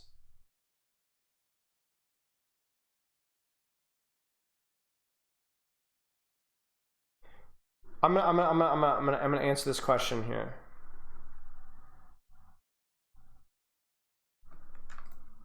Let me close down Overwatch so this thing doesn't freak.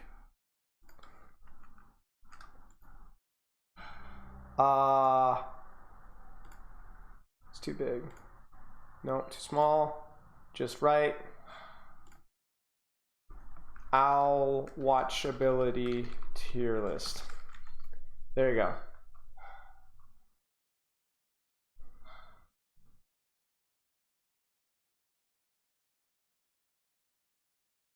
I just don't enjoy D.Va that much, honestly. Yeah.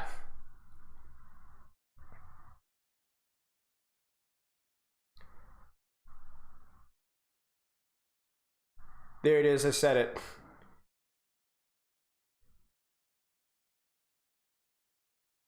You're just never gonna have a fun bat meta.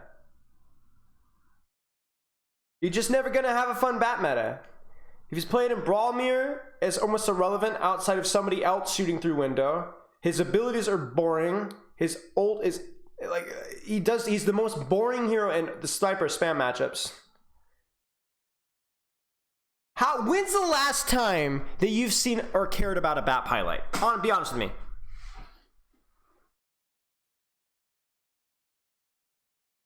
Go ahead, Tommy. When's the last time? Shu, exactly. Shu and Havana. Shu and Havana. You got to go back a year and a half on one of the best flex supports in the world. I don't know. I'm not feeling it. I'm not feeling it. I've seen I would think just as many highlights with Soldier. No.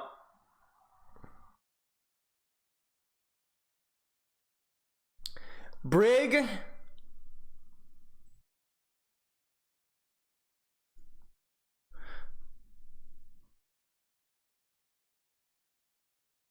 Here's the thing with Brig. Brig is actually really fun to play. And I think Brig enables some fairly decent metas, like Brig Zen spam stuff. But the problem with Brig and Owl is like the pop-off stuff is like almost impossible to ever like see. You never like actually see the Brig doing the crazy thing. And also most of what Brig does is denying other people doing stuff. And the boops are as much of a negative as they are positive. I like playing Brig. I think she's a pretty interesting hero, but watching Brig is just really, at least from an Overwatch League watchability. Like if you were sitting on a Brig POV, it might be kind of fun, but nah.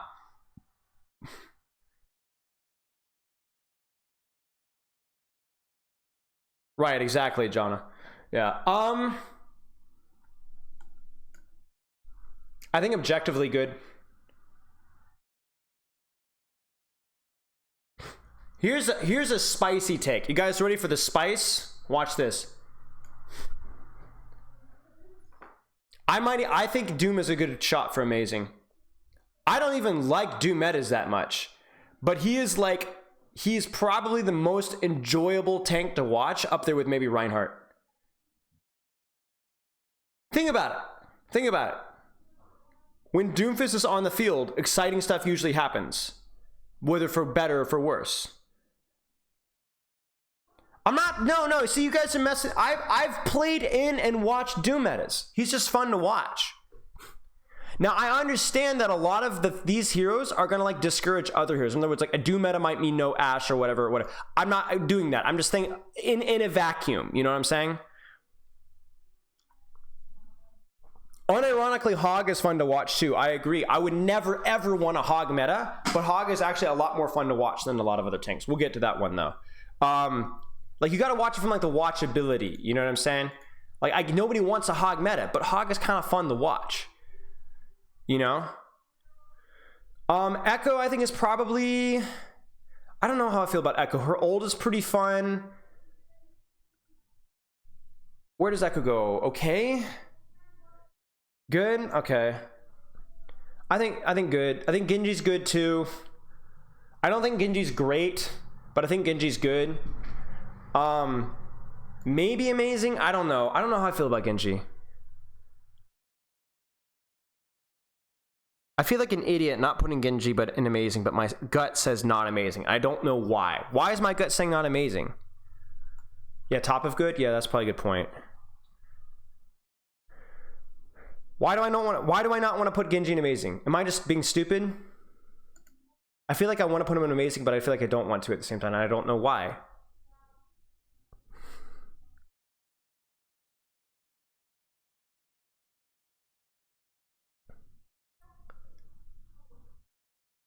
Yeah, maybe I need a great. Yeah, maybe I do.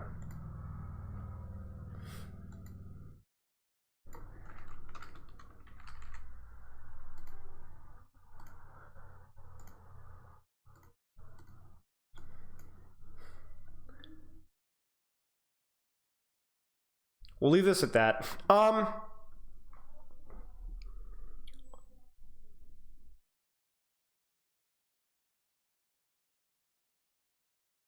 Okay. I'm gonna say it.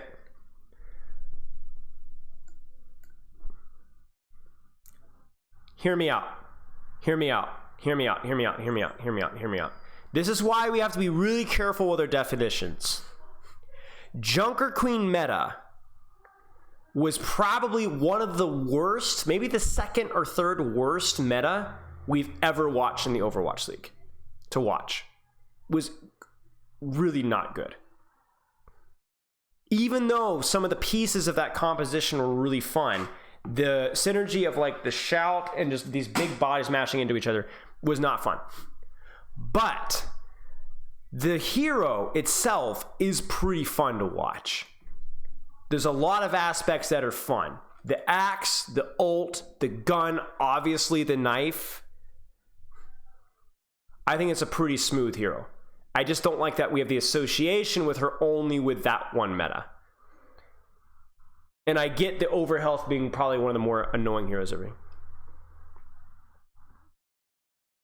Like, I guess I'm not necessarily saying, I'm not even really grading metas, guys. Like, I think that needs to be clear. I'm not grading metas. I'm grading the watchability of the hero in Overwatch League, regardless of like the meta or composition that she's playing in. You know what I'm saying?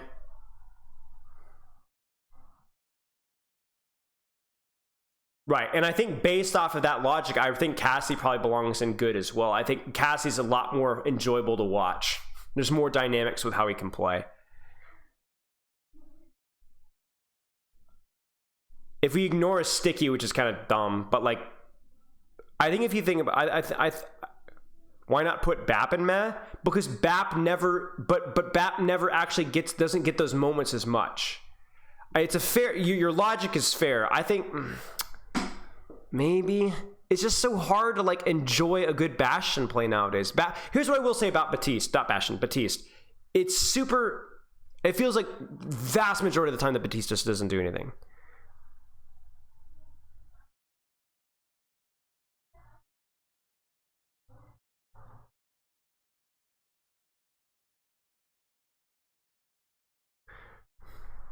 I don't know. This is a fair point, though. You could make a good argument for BAP to be in MAV, especially now that we've added another tier. I think Reaper's pretty bad. I think even if you give him a little bit of leeway, given the compositions that he's played in aren't very good, he's just not very fun to watch. There's just not a lot to his kit. Like a Death Blossom every now and then is pretty hype. And I will say he's victimized by a lot of the metas that he's played in, which, or whatever, but it's just not that interesting.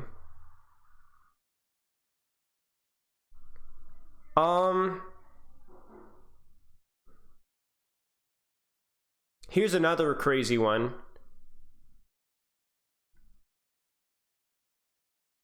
Maybe even bad. Really fun hero to play. And I think right now is fairly well balanced without going down that rabbit hole. But, I mean, how many times have you guys seen like a sick... Yeah, but the Ana Kiriko is fun because of what the Kiriko can allow the Ana to do. It's only cool when she kills a Tracer. I mean, that's pretty much it, yeah. She's just boring to spec, exactly. And that's kind of like what we're going for here. Well, how exciting is this hero to watch in Overwatch League?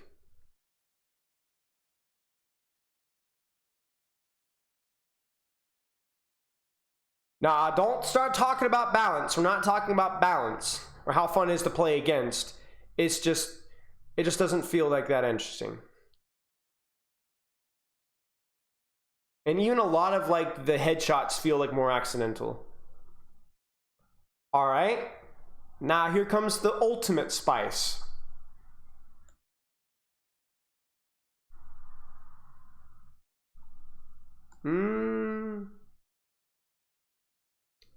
mean, think about it.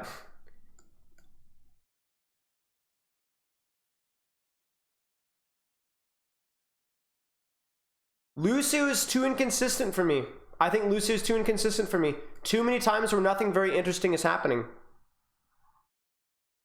It does depend on the map meta, yeah. And obviously we're trying to not judge based off of meta, and we're not doing a very good job of it. He's more interesting than a lot of the supports, but he's not even close to as interesting as Watch as an Ana.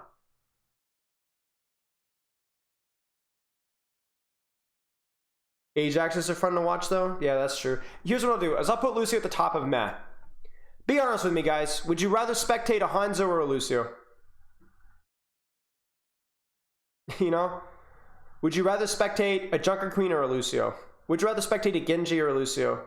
Nah, y'all are trolling. Y'all are trolling. Ah, screw it. You guys are bullying me. Fine, but I'm okay. You guys are losers.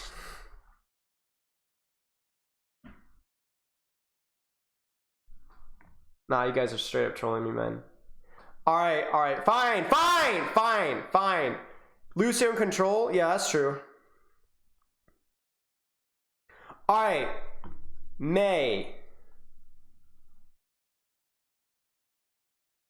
Mei is another meta one where I think she's decent in Brawl Mirrors, but not that interesting. Mei and like versus like, dude, I wish like I'm getting like flashbacks to like London Spitfire, bro. Backbone was so much fun to watch on Mei. So much fun to watch on Mei versus like Dive and stuff because you had to be so dynamic. Unfortunately, the vast majority of the time that you see Mei is like not in those circumstances, right? So it's like Mei is like really, really fun in some circumstances and like really not that interesting in others. I'll put her in Mei. But if it was like Mei versus Dive, like London like last year, I'm not gonna lie, definitely like strong good.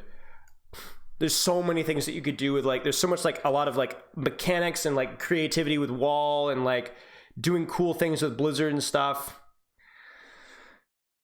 I don't know. It's just the Brawl Mirror stuff isn't interesting enough. Yeah, exactly. Yeah.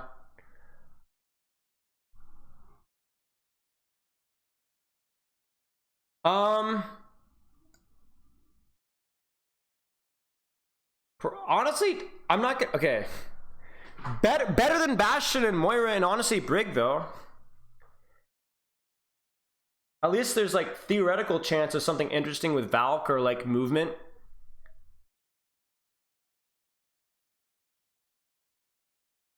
I don't know. Definitely better. I would rather watch than Bastion and Moira personally. At least at the pro level. How are we doing, by the way? Okay.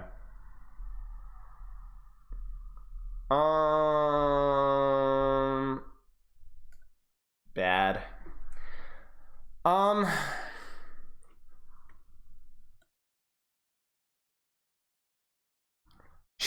Okay. Here's the spice.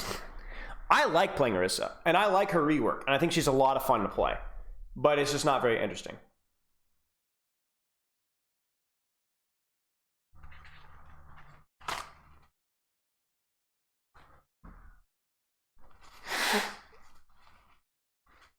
Owl starting? All right, I'll check in a sec. Okay. Now if Pharah was mirrors, okay, if it was Pharah meta, terrible. Z tier.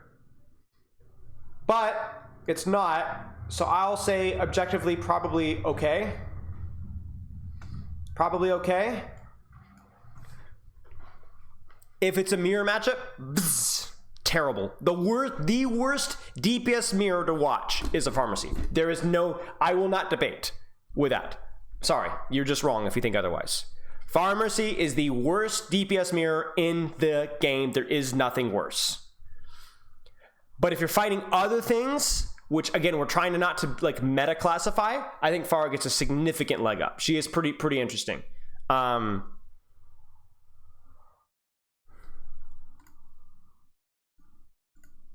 Yeah, okay, we're gonna go. He's really interesting, great player to watch here. The Florida Mayhem, they've had a pretty easy start to the spring qualifiers, Matt. Queen, Ram, Ryan Ram. Cav is really late. They're going to rotate straight to point. The Gladiators go head to head with them here on Night Market. Yes, it'll be the Mayhem. Sojourn, because of the amount of rotation. Reinhardt with May versus You would play, I think Hanzo's still fairly decent in the Ram mirror, Rhine mirror, but just not on Koth because it's too slow. Reinhardt, you'll, obviously could be And Sojourn's still fine. setting up close, but the Ramattra, right, No team wants to touch point until they absolutely have to. and also just kind of put down some The consistent damage at range. E zoning E from Dante, they might get first cap off of that. Oh, the pin from someone. Someone able to find the charge. This is a scary thing for Dante to walk into. Ramattra, bit of a generalist. Good So this is going to be a pretty interesting matchup. I think someone is one of the better Rhines in the league. is just the kind of player to pilot him here. At least that was the impression that we got last season with London. So this will be, and Dante is one of the better Rams in the league. At least that's what I've heard. So this will be interesting. Here, no, and RuPaul, obviously, you know, towards the Amp Matrix, I think. Early wall on Dante. That's going to force an early Nemesis. Sauna is not able to get his shift off. And there's the kill from Kevster. That's it. Sauna, so you're going to lose a few players here. This has been really brutal for the Someone. really nice May wall that comes in from Yaki that separates some of those healers. They're able to take advantage of it. I think Mayhem, based off of what we've seen, probably are the favorites here by a little bit. Watch that from RuPaul's perspective, and he spent much of his time trying to get rid of, anyone. I love that White is so ugly, got flagged for racism. Ana. So a good way The Ana swap is almost certainly because of the Ram, because Sleep and Nade gets significantly more value when you don't have a permanent shield. Even if you don't even factor in the Ramattra, oh, I can sleep the Ramattra. Just even if you go for the backline. Getting very close to taking that lead. There it is. There's the shield, there's the wall. Mayhem push back in with Nade here. Here he is. Let's see, does Nade hit? Does the Nade hit? Where's the Nade? There's the sleep. Nade probably was stacked. Yaki sniped Showrong. Showrong, I say Showrong. Honestly, not even the worst trade in the world for Mayhem. I think you're okay with that. very good now for the Florida Mayhem. Rather, the Gladiators. Excuse me. Mayhem just didn't have the ults to fight that, honestly. With Roger Van Dante's POV, just the voice I'd suffer as I have. And then just Yeah, stop being racist to my chat, please. How about you suffer more instead? I want to see a big Nade, a big juicer. and we're like, well, you know, I personally think one of the reasons why I'm frustrated. Okay, early May. look at this. Oh, this is so good. Someone will get frozen, but they're gonna get the beat off. Merritt dies before the beat goes off. Dante will die. Very early on. Where's the sleeper Nade? They should have Nade again soon. They may not even need it. Blizzard's here. Someone in Sauna able to combine some positive Yeah. results here. Kempston knows It was a good try. Gladiators were trying to basically a cheese play there. here, despite having a great Because they had ult disadvantage, but they only managed to catch the Rhine with a May ult, which is a bit of a poopy. They did catch Merritt earlier, but Mayhem responded well. Dante was frozen. Someone frozen there. Everybody just not able Now this is going to be really interesting because Mayhem, to take advantage of it. And they'll start, Sleep Nade, here. This could actually creep up quite fast. Sojourn ult is kind of bad on point here. I'm curious to see how Glads take this. In a pretty fast fight. Matrix. Huge shot.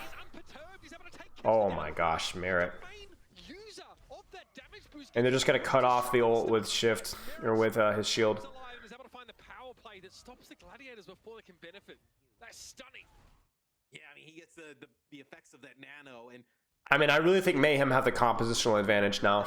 Ryan versus Ram has been something I get asked a lot. I think it's pretty nuanced. I think it's more due to execution than strength of the comp. But I think the Ana swap is really cute. And not something that's been explored enough. To invest those ultimates into something speculative and have It's maybe not been something that's been showing up a lot in the kill feed in terms of the nades and sleeps, but I think it's cool. I'm surprised that didn't get more follow-up. There was... He's bouncing back and forth here. The Gladiators in a position to retake before the round ends. yeah, and now you're just looking at like who's in a better position in terms of ultimates here. Where Doom for touch. The really big one is that the Gladiators have. I will say this, that I like the Ana, but there hasn't been... I keep talking about the Ana, but I haven't seen much. Really good spot for the Gladiators to take this first point. Damn, the Mayhem are just They get the touch. The Blizzard whiffs. long range Blizzard there from Sauna loses his head. can't even give him a radius of safety, but Kempster's working from outside of it now. His overclock is getting those results, Matt. You called it, and it's a big one. The Gladiators able to turn Wow. things around in a very back and forth round. Some vindication early. Because those on the desk that made the prediction. Can Checkmate not play Mei or Sana good at Mei? Sana's good at Mei. And honestly, Or like, what? you're the Gladiators, right? Like, worst case You shouldn't lose that as Mayhem. Should not lose that as Mayhem. right? That like it's a Way too many really stupid deaths. or a Winston like. And like I said, a really, really quiet round from RuPaul there. Like with the meta being, I know a possibility to play some Ramatra, Winston Diva, Junker Queen we've seen. Like, I think like. Hanzo here is interesting. Going to be a little bit more less movement around compared to that previous map, so the Hanzo makes a little bit more sense. As long as you don't get into like one of those like. Now, will RuPaul stay on BAP here? If you're not getting the angles for nades on Ana, then, you know, it ain't gonna work, right? Someone's dying a lot of times because he's not getting healed in the same way that the BAP provides, and we're not getting nade value or sleep value. So I'm not sure if it's something that Gladiators are doing or if RuPaul's messing up, but that's a big issue. Both wall trade, there's Icicle, Yaki's in trouble, Yaki forces out, that's gonna force BAP shift, they do get point control off of that. Sana's face cam is in Carbonite. RuPaul position for extra pressure, that's really huge. There's the shield. Kevster's able to off-angle from main, that's crucial. And by main, I mean white. Yeah, that angle just straight up wins it. So Mayhem heavily focuses on point. They're not able to kill Dante fast enough. And Kevster's able to just basically, I mean, look at Kevster's ult charge, y'all. That's not just headshots, right? That's a lot of tank pressure. Ultimate, right? With Kevster, like in terms of Drake Dragon versus the Overhawk, but Hanzo has that consistent shield pressure on. So I think with a Hanzo, you need to be trying to rotate at him a little bit more. Like, you cannot let the Hanzo hold there. That's the one thing that you can do versus the Hanzo that you can't do as well versus the Sojourn, because she just shifts away. Hanzo, you could push and actually threaten the kill on more, especially in those first fights. Now that he's on coast, a little bit harder to push. There's the BAP window. Kevster on the flank. We'll probably see Dragon from this flank. He gets scouted crucially. They're looking at him. They're looking at him. He gets poked out. There's the window from high. Someone's going to have to kite out. He might die. They get the window out or the lamp out. He's okay. There's the Dragon. I don't love the Dragon. It's very kiteable because they're already kiting the window as it is. So will they be able to kite out? They don't get Sana out in time, though. So that's one nice thing. And Mayhem doesn't have the ults to turn it. That was a risky move there from Glads to keep pushing there. I didn't love the Dragon from Kevster. I would have preferred if they'd used it a little bit later to enable that push. You don't stack ultimates usually. You like to layer them, one then the other. One to force them off the point, and the second to kind of clear them. There's the Ana swap. I don't know why we're swapping Ana now. It might just be that they think it's good, but they had BAP window the previous play. Might see RuPaul look for nades from the off angle, so like wherever someone goes, RuPaul might go the other way. There's the wall, he's going to rotate right. There's the rotation. He looks for nade. He hits the nade. Dante is one. Dante forces lamp. Dante still might die. There's both the blizzards used. The shatter is big, but it's not in time. Chorong dies before he can use his beat. And that's it. Wow.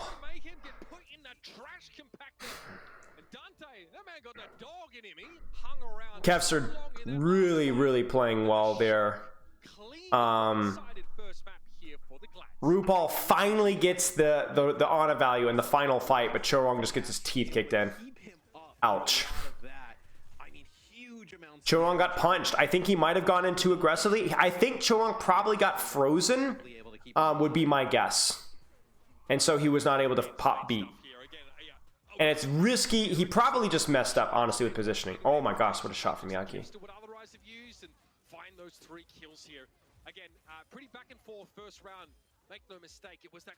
Ana really wasn't the play versus Mei walls there either. Well, it's fine if you can rotate around it. Like you saw what RuPaul did there. They Mei walled on main and he rotated around through white and got a really fat anti-nade on Dante, which completely ruined Gladiator's plan there.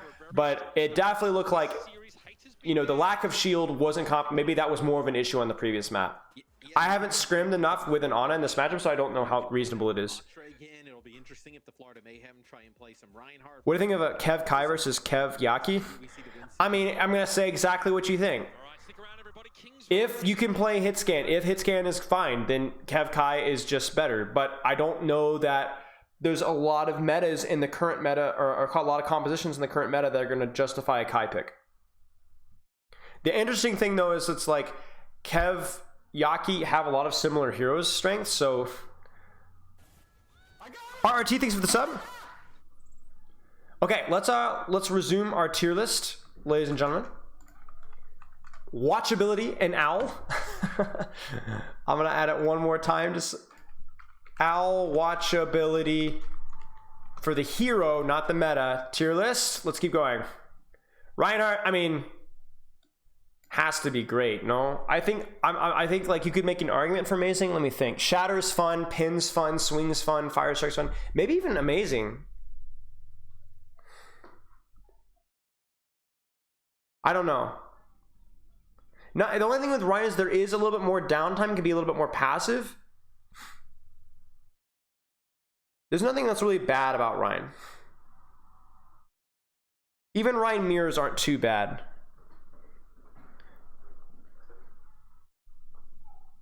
Yeah, I think a lower amazing, I think is fine. Hi, Kitty. All right, so this is where the definition of the tier list is really important, right? I think Roadhog is not a fun hero to play with. He's not a fun hero to play against, but he's a pretty darn fun hero to watch. So I'm going to go as far as to put him in either a meh category or an okay category. I think the only thing that keeps him in meh for me is his ultimate is not that interesting. Why is Pharah not at least great? Because she's okay, but she's not as fun as some other DPS heroes. And if anybody even like whiffs of Pharah Mirror, I'm get immediately nauseous.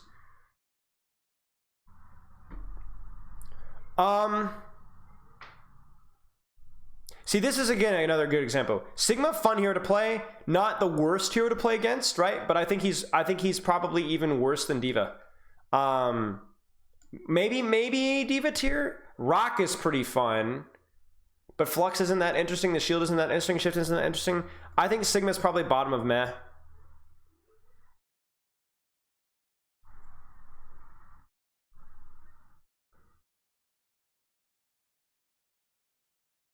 Because Kiri's not fun to watch. You guys got to look at the definition here. I didn't say fun to play. I didn't say fun to play against. I didn't say fun to play with. I said just watchability. Kiriko POVs, not it. Kiri more fun to watch than Sig? Yeah, I mean, this is my tier list, not yours. You go make your own tier list. I mean, Violet on the flank is fun, yeah, but like that's only one specific meta, right?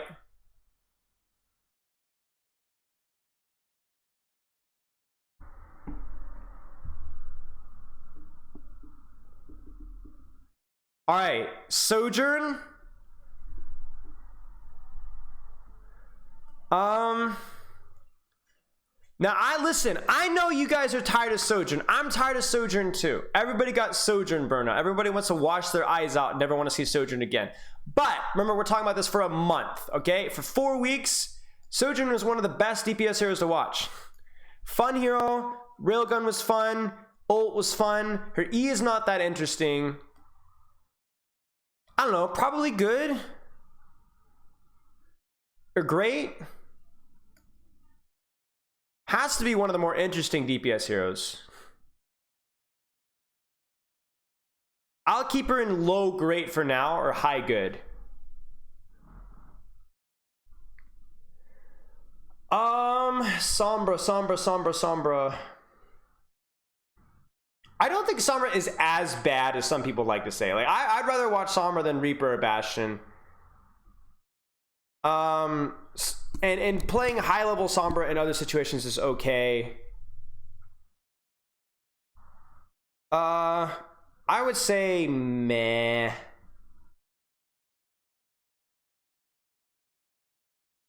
EMP's all right. I think watching Lip play creatively is fun to watch. I like Sombra. The problem with Sombra is she has the Mei disease, right? Where Sombra and Mei are both actually really fun when it's not a mirror matchup, because there's like so many things that you can do. Like it requires a lot of creativity, but as soon as it gets to be a mirror matchup, it requires the creativity, but it's just not, it's not as much, it's not as fun to watch. It's more about execution than creativity almost at that point in time. So it's like, yeah, some metas with Mei and like honestly, if Sombra's in a non-mirror matchup and you got somebody like Lip on Sombra, Sombra goes straight up to good. I'm not gonna lie to you guys. Same thing goes with Mei, straight up. Super fun, what you can do with wall and stuff. But not every matchup is that, so...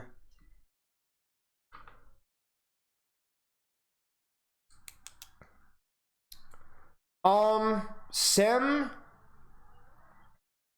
More interesting than... Okay, Sim is leveled up because the right-click change has made it so that like you could actually like get more consistent snipes. But I would still say bad.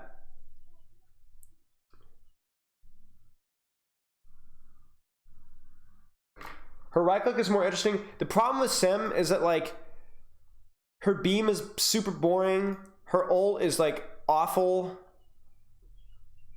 Like, I don't know. Sim is also another one of the ones. Sim again suffers from like Sombra and Mei disease, where like she's somewhat fun to watch in non-mirrors, but the worst thing about Symmetra is you're legit like never gonna see a Symmetra in a non-mirror.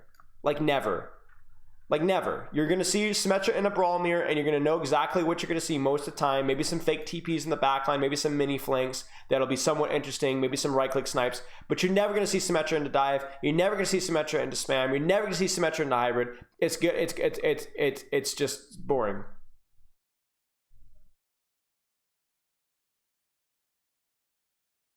Right, exactly, Stefano.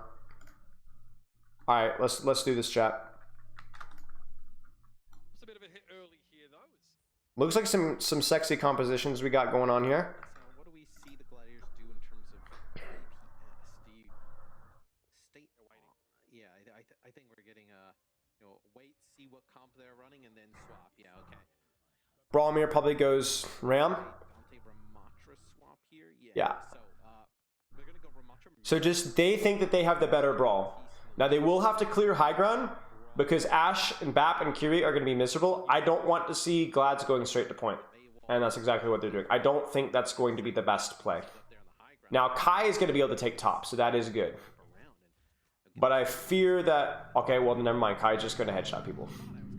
Kai sonics the body. Like, this guy doesn't even use his abilities right, and he still just wins. Now, Florida still has top. Oh, there's what we want to see. The Mei wall on top high. That's what we needed to see from Gladiators right there. Don't overchase. You've already done your job. Peace out. Go back to point. Focus point. Stop shooting Ram. We need to clear the point. These Deval fights, though, Tracer gets a huge level up because she's a lot of position. Oh, we can never mind. Tracer's just dead. I'm caster cursing at an unbelievable rate right now. This first point A in a really nice push there by the Gladiators. It's really... They wrapped around through the hotel. Non-mirrored Mei, Pog, exactly. I mean, you guys saw it, right? Non-mirrored Mei, now we're using Mei walls to clear high grounds and we're sniping tracers across the map. I mean, it's literally right there. For the Florida Mayhem, which allows Kai to wrap around the back, go up into that top window and get some really easy shots down on someone on the point. Kiriko Tracer flank. Mayhem is playing it exactly as they need to. They're going to lose the brawl trade on frontline. So they're going to control the backline and flankers with the Kiriko. It's interesting that they've decided to stick with it. Obviously, they do it because they have Pulse and Kiri, but I'm curious to see after this ult cycle whether they're going to stay or they're going to try and go Brawlmere. That's a great Kiriko ultimate. Can they survive the beat? They can't. I don't know exactly. Oh, big trade too. That guy's dead too. Oh no, he mistimed it. Kevster still dies though, surely.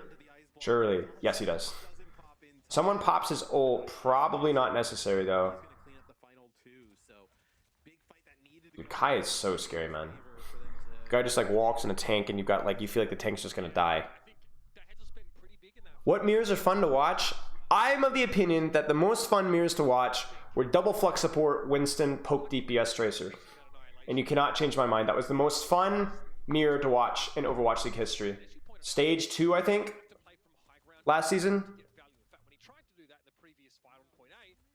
Great ults, pop-off moments from literally every hero in the lobby. Nice mixture of dive heroes and spam heroes. Healthy mixture of mechanics and macro. Matrix, right, and force them back, and there's nothing that, you know, they can do on the other side of things. Now Merit goes Hanzo, which implies that they're gonna... I don't know what Merit is doing, man. I honestly just don't know what Merit was doing there. I really don't know what Merit... I wish I had an answer. I don't have an answer. I have no solution for that, for what Merit was doing there. I imagine we see a Lucio swap here. Actually, maybe not now, because you still have a pulse, and you're like 60%.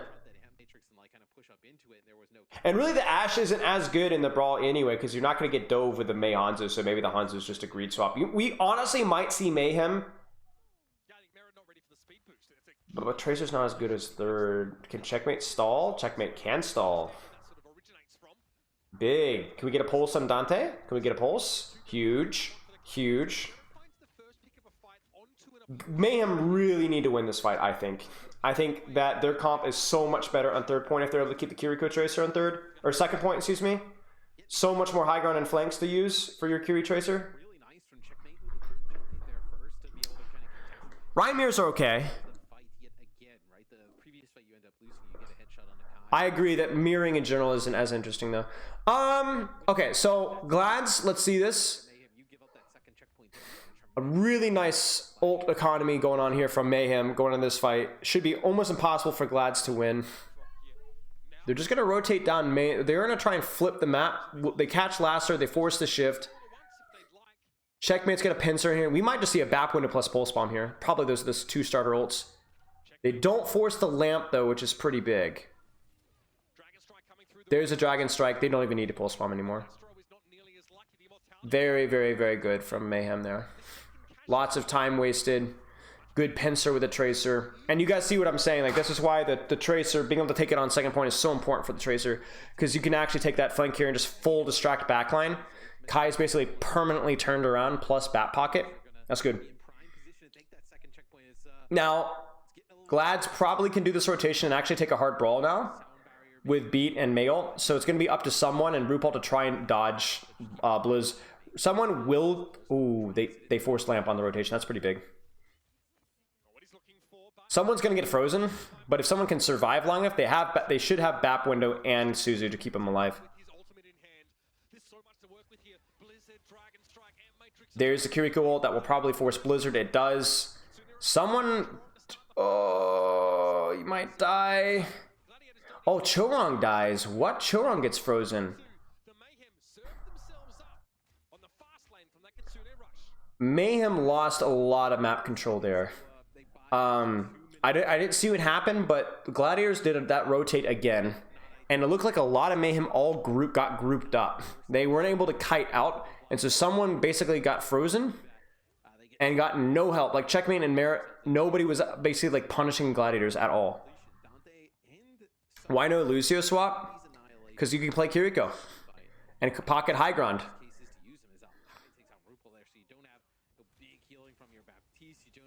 Just play high ground. Risky from someone, but I think it's necessary. It gets a trade on Lastro, or it forces the distraction that gets the trade, so I think it's pretty reasonable. Stop! You can't get yourself snowballed here. But this is why you play Kiriko right there. You see this? Kind of a weird dragon. They do force Nemesis. Oh, he gets Dante. That's a big trade. Even with the death.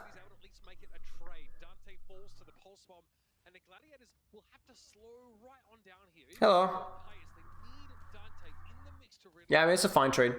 Genji swap for the high ground here. I like that swap a lot better. I honestly think Mayhem's comps are super, super, super cool. I don't know if they're optimal in the current meta, but I love the logic behind them. Controlling high grounds, controlling the off angles, swapping. Oh, Barrett has to be careful. There's the Genji. Do you see the Genji just immediately clears them off of high ground? Oh, I love that. That's so good. And Kevster's going to feel pretty darn useless right now. Now, what I would like Gladiators to do is I would like Gladiators to use the... Oh, Kevster gets rolled. I would love to see Gladiators have rotated through the left door from attacker's perspective. You see on the left side there with the Mei and try to rotate on top of RuPaul there to see if they could catch him. Or at least get your Mei in there and see what you can do from there. But the Genji swap and the Genji Kiriko got so much work done there. I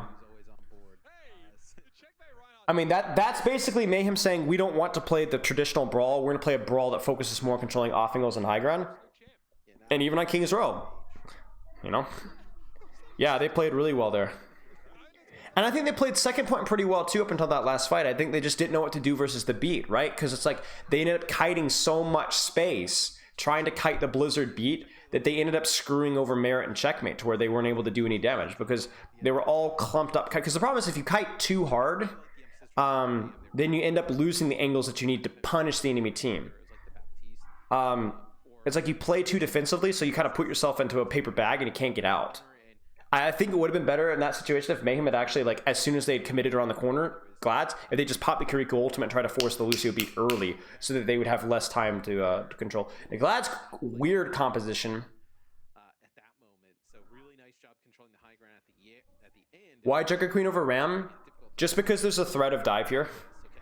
If someone goes, like, Ram or Ryan, we'll probably see Dante go Ram.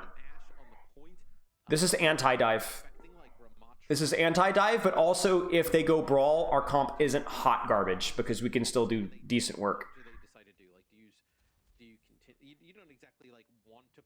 The Pharah opener thing is kind of cool. That's probably a new strat that people have come out with. But yeah, Torb Queen into Monkey, and then you can have your Kiriko to basically just hard pocket your Ashe on an angle, so it's just like actually hard to kill her.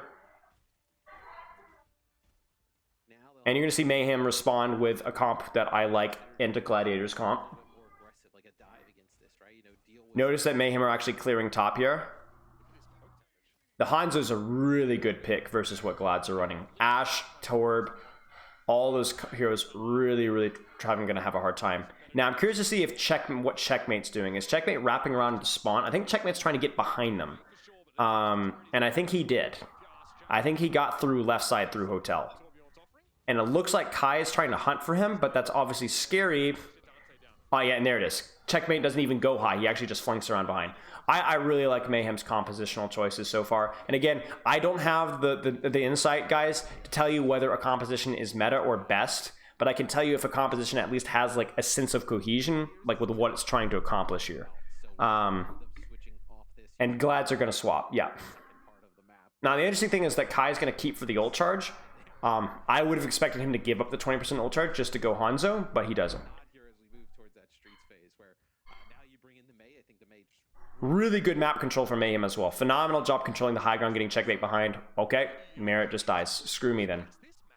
Ashe counters Hanzo, my bad.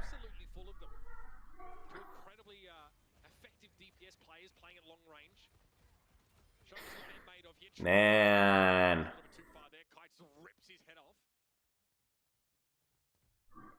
Checkmate probably stages from top and wraps around behind. He might also wrap from the left. I think he already is on the flank. Yeah, there he is. Pulse bomb BAP window probably. Same thing as last time. Or Dragon first to get through the choke. And then you've already done your job. You've gotten yourself out of the choke. Kevser's in real trouble here. Oh no, he actually manages to get out. Kill me, kill me, kill me, kill me. There's the Mei ult, or the beat. There's the counter. That was not a good beat from Glads. It was way too far. Kai should just die. That should be a fight win right there. Beat was way too far. Way too far. By the time they even got on top of Mayhem, the beat was basically already expired. You needed to kind of wait and like reset and do a rotation to push with the beat there.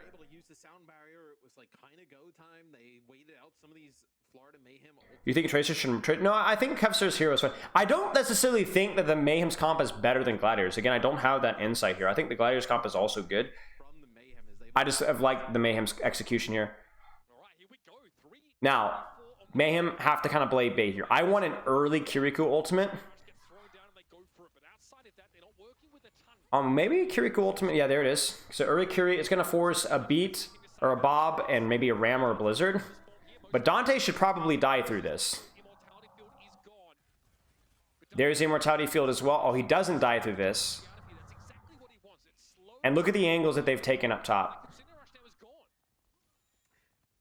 Yes, but I mean, this There. Now, what I would like Kev to do is wall up top right. Oh, he's in serious trouble. form takes a lot of Oh, there's the Blizzard, but I think that this is what I wanted. You see how Mayhem are like actually taking a little bit of initiative from the good positions instead of waiting for the Blizzard. If you take a little bit of initiative, you can actually set your DPS up to where they're not as scared of the Blizzard. And so even though someone got frozen, he was still okay. Coming in from the Mayhem. Mayhem, I think, needed to try and get their May across. I think their May was stuck in the choke. I think Kevster should have tried to take top right if possible, or to rotate around. Man, they got about 4 minutes to go. That is a big. Could I mute casters? Yeah, I could. Yeah, I sure can. Is Bob a good ultimate? Not in this mirror. It's not bad. It's just not as good. It's also something that requires a little bit of setup, which I don't think Kai had the setup for. There's the Hanzo swap finally. Yeah, of course.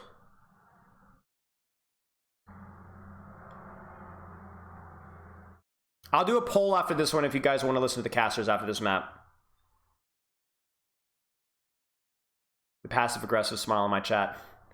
Checkmate again might actually swap Genji after this fight if they don't cap here. In fact, I would expect him to. Very dangerous ground for Glads. No beat. Blaster, no lamp. That's it. That's cap. And I don't mean that in a Zoomer fashion. No trades. Aster's not going to have anybody to beat early. They might be able to stall, but I don't even know who's going to stall. Aster's just going to melt instantly, especially with that ultimate. And that's all, folks. That's cap. Yeah. Nicely done by Mayhem. Nicely done by Mayhem. I'll do a poll. Let's do a poll in chat. Do you guys want to do a poll? Caster or no casting? Yes, casting. No mute sound, jackass. Or I don't know if they'll let me say that. No mute sound, idiot. Actually, I don't know if they'll let me say that. I forget that like Twitch like super idiot. Kev hasn't played Tracer yet. Yeah. The cat seems to want to leave. Oh, good catch. Thank you. Hey, kitty, wanna go out? Go on.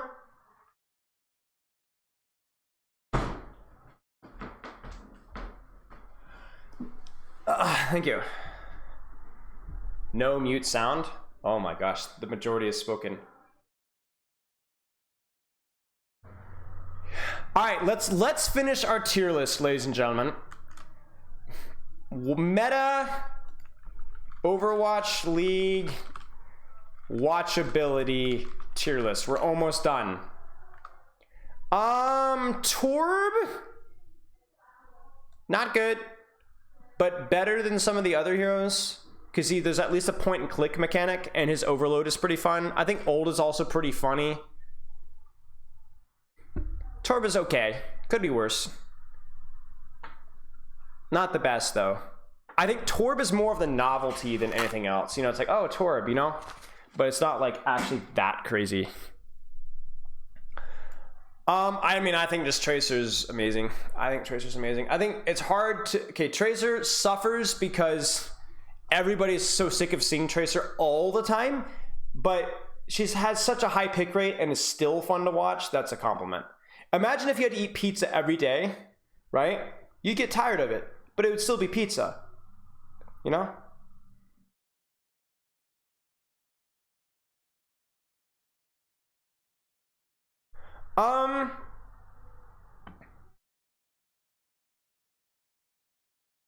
I think Winston's great, but I don't think Winston is in the same class as some of the top fun to watch ones. I think in terms of fun to play and fun to play against, Winston is much more honest than a hero like Doomfist. But in terms of fun to watch, I don't think he's quite as fun. He's still very fun to watch, but I don't think he's quite as fun.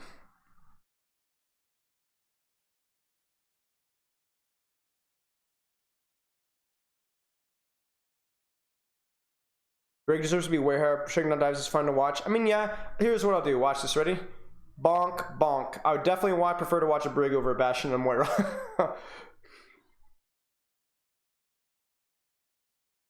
Thoughts on Winston?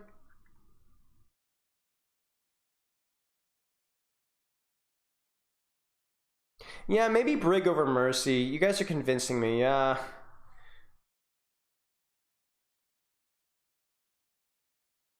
Yeah, I think Winston is great, but I think Reinhardt is probably more visually interesting to watch most of the time.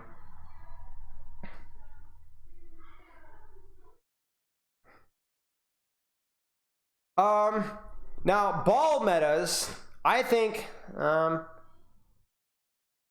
probably good, maybe great. The only annoying part about ball is really his ult isn't that fun, but it's still pretty good.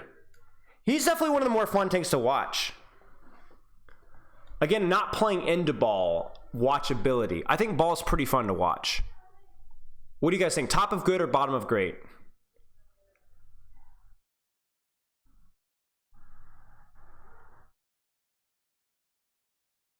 Bottom great, top of good. Oh man, I'll put him bottom of great for now. Bottom of great for now. Zarya metas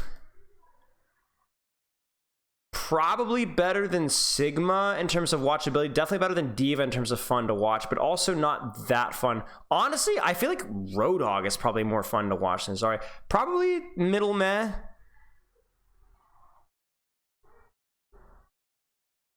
But not great. Not great. Zarya is also the one that suffers because a lot of Zarya metas aren't super interesting either. But that's obviously a little bit of bias that we were trying to remove.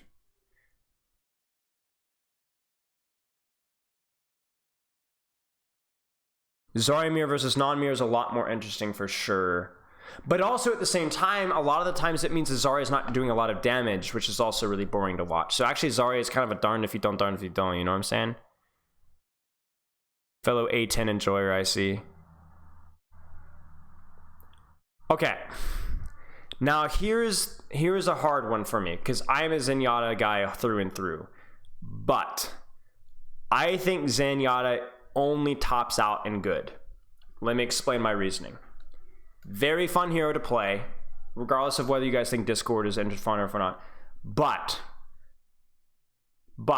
I think the fact that his ultimate, but mostly his Harmony and Discord aren't enjoyable to watch.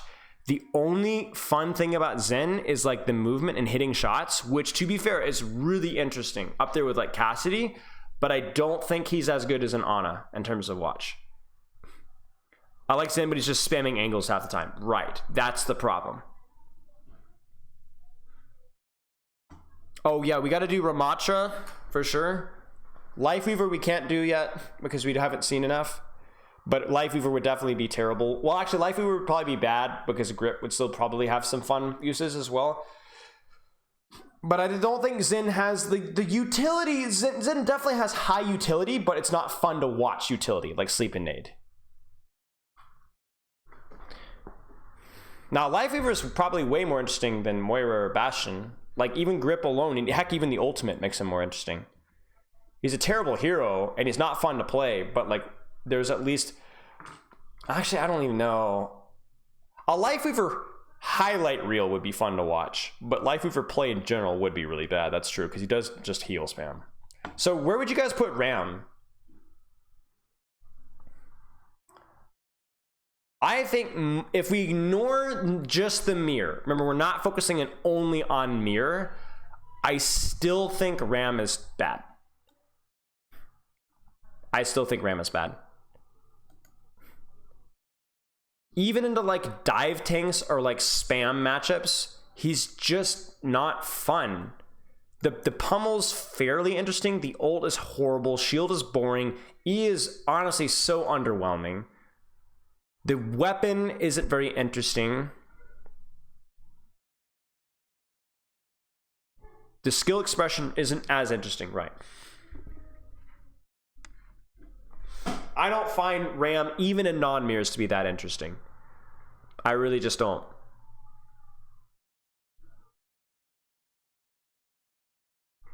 I mean, how many times have you guys seen a Ram highlight involving his Omnic form? Or how many times have you seen a Ram highlight or a pop-off moment with shield or with E? You know? All right, they've just left spawn. I don't know. We'll go back and we'll discuss. Maybe we reevaluate some of the placements here. No, you guys said no talking, so I'm on the wrong frame. Whoopsies. A little sus. I keep accidentally turning on the audio. I gotta blow my nose. Give me a second.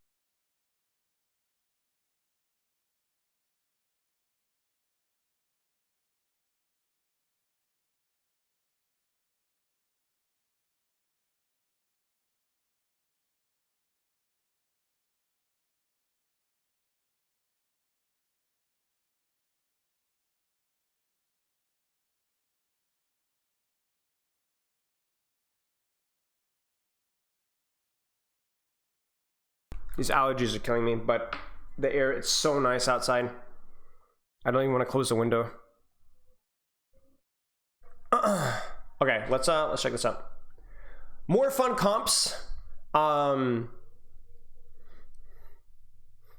think it's likely that we don't see Kai here because they value the flexibility of being able to go either Sombra Tracer or some other variation too highly here, which makes sense.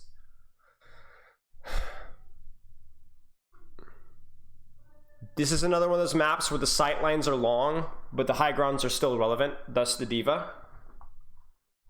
I think the D.Va choice is probably pretty good here.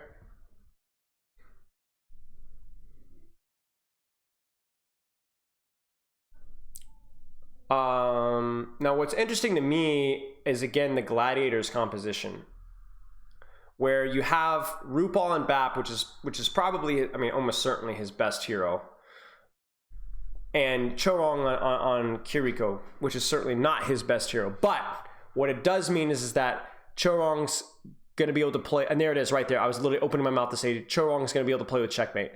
And you see it right there. There's your value of Kiriko right there. What I don't like is I don't like Lastro's positioning. I think Lastro needed to do a better job playing with a Widowmaker ahead of time. And, oh my gosh, what a stick from Checkmate. And have Babel play more solo. Babel can survive, I think, a little bit longer by himself and can rely off of range packs more so than the Widowmaker survives by herself off of range packs. Why no Kev Tracer?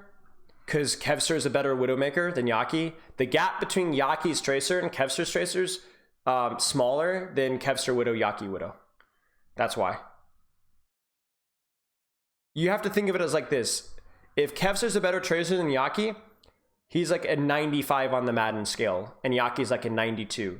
But Kevster's Widow is like an 87, and Yaki's Widow is like a 75. It's too much of a gap. Merit wouldn't be like, Yaki would struggle.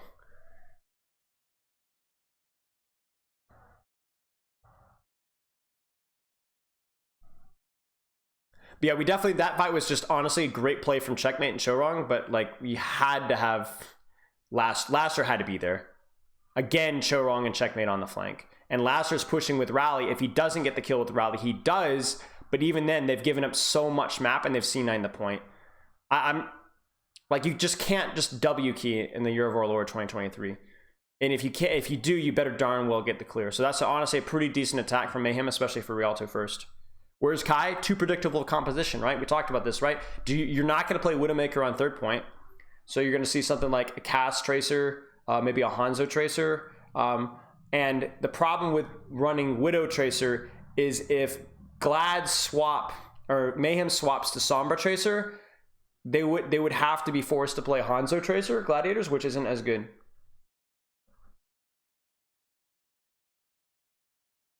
Kevster Yaki just gives you flexibility and prevents Mayhem from trying to counter comp Kai into an uncomfortable hero pick.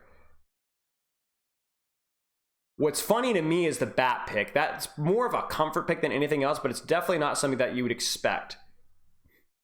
Force Widow out.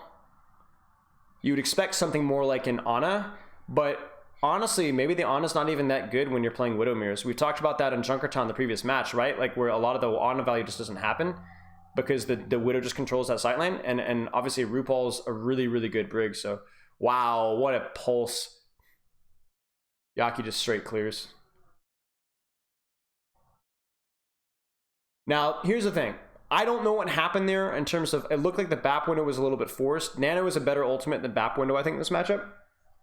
But regardless, the problem here is going to be crossing this choke. Now, you may have noticed something. Oh. And I was going to say, Checkmate killed Kevster, which was monstrous because did you notice how easily Mayhem crossed? If he doesn't kill Kevster, then you got to worry about Widowmaker crossing into some Widowmaker silence. Oh my gosh, what a shot from Merit. Merit is just on another level, man.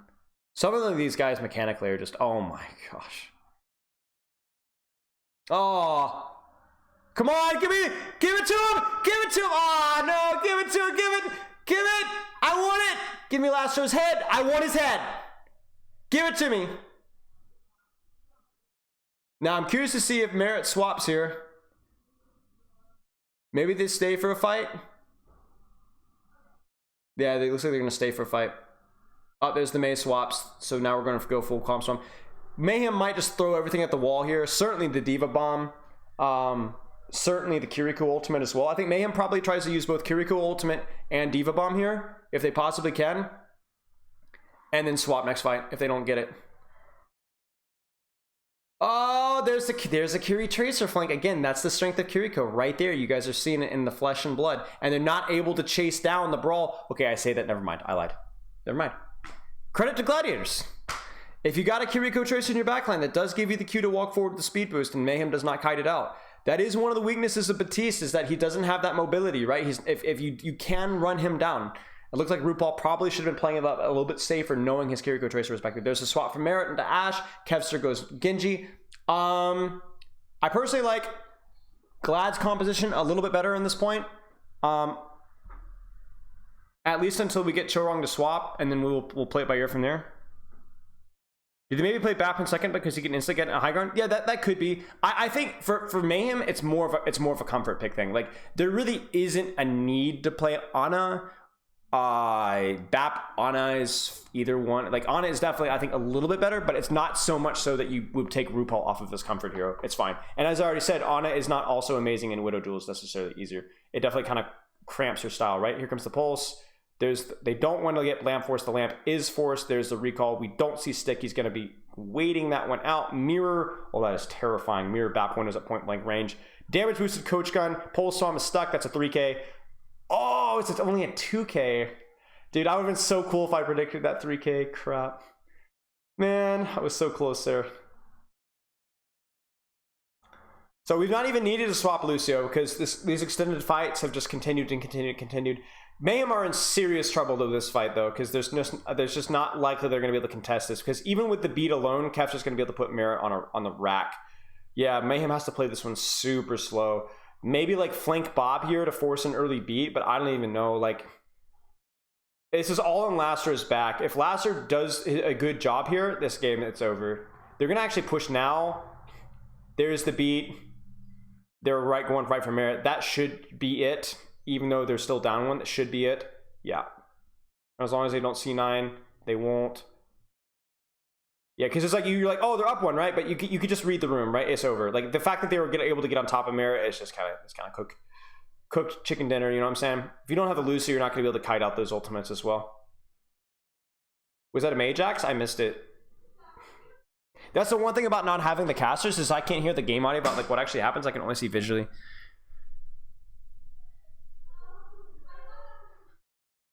What's the support meta right now? Pretty much everything except Mercy and Moira. I think Moira still has a place here and there. I just don't think it's as good. I made a video on the Moira stuff. But yeah. Life Weaver, true. Yeah. Bob just kept Annihilation up, true. Yeah. Bob is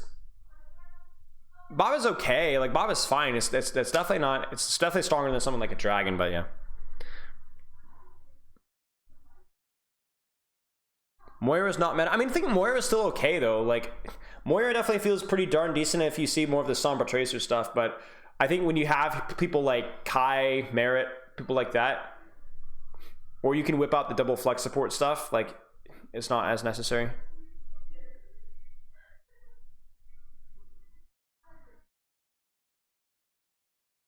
There's probably a way to do it, Noah Thomas, but Avast is like 1 million times a streamer than I am. I can't even figure out how to change scenes without completely shutting down my stream and bursting into tears. So my mic quality also, my favorite part was people were like, I think it would improve your stream quality if you didn't use your like earbuds mic.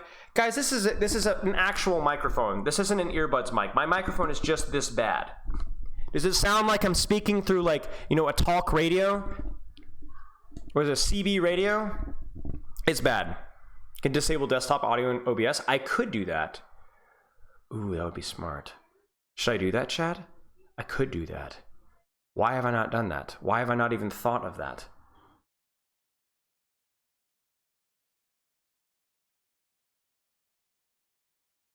Why did I not think of that? Okay, Widowmaker opener, pretty cute. Ashe opener, also pretty cute. The Ashe opener might be so that it allows Chorong and Checkmate to kind of go for more aggressive plays without having to worry about babysitting anybody. But yeah, that's a spice. I don't know what happened off stream, but Kevser ruined somebody's day.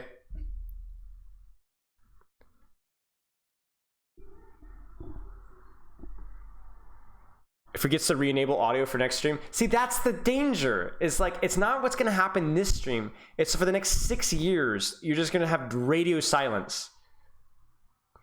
Merit goes Widowmaker. Did they even know Merit's on Widowmaker? I think they must, surely. Yeah, he's acting like it. Yeah, he's acting like it. He knows. Oh, Babel gets the Yoinkies. Oh, Dante gets a Susan. Oh my gosh. 1 HP. Kevster goes for the grapple. Oh. My cat is trying to get in my room. Mai. Hi. There's the Nano Ram that was going to do as the great legend Babe Ruth or Yogi Berra would have said, Jackal. There's the counter Ram ult. He is slept, he is pulsed, he is one. That's gonna force a block cycle, which you take. You take what you can get there, honestly. The Kirikou ult comes out, are they gonna be able to push? Kevster gets isolated because of the push, and GG's. Hey.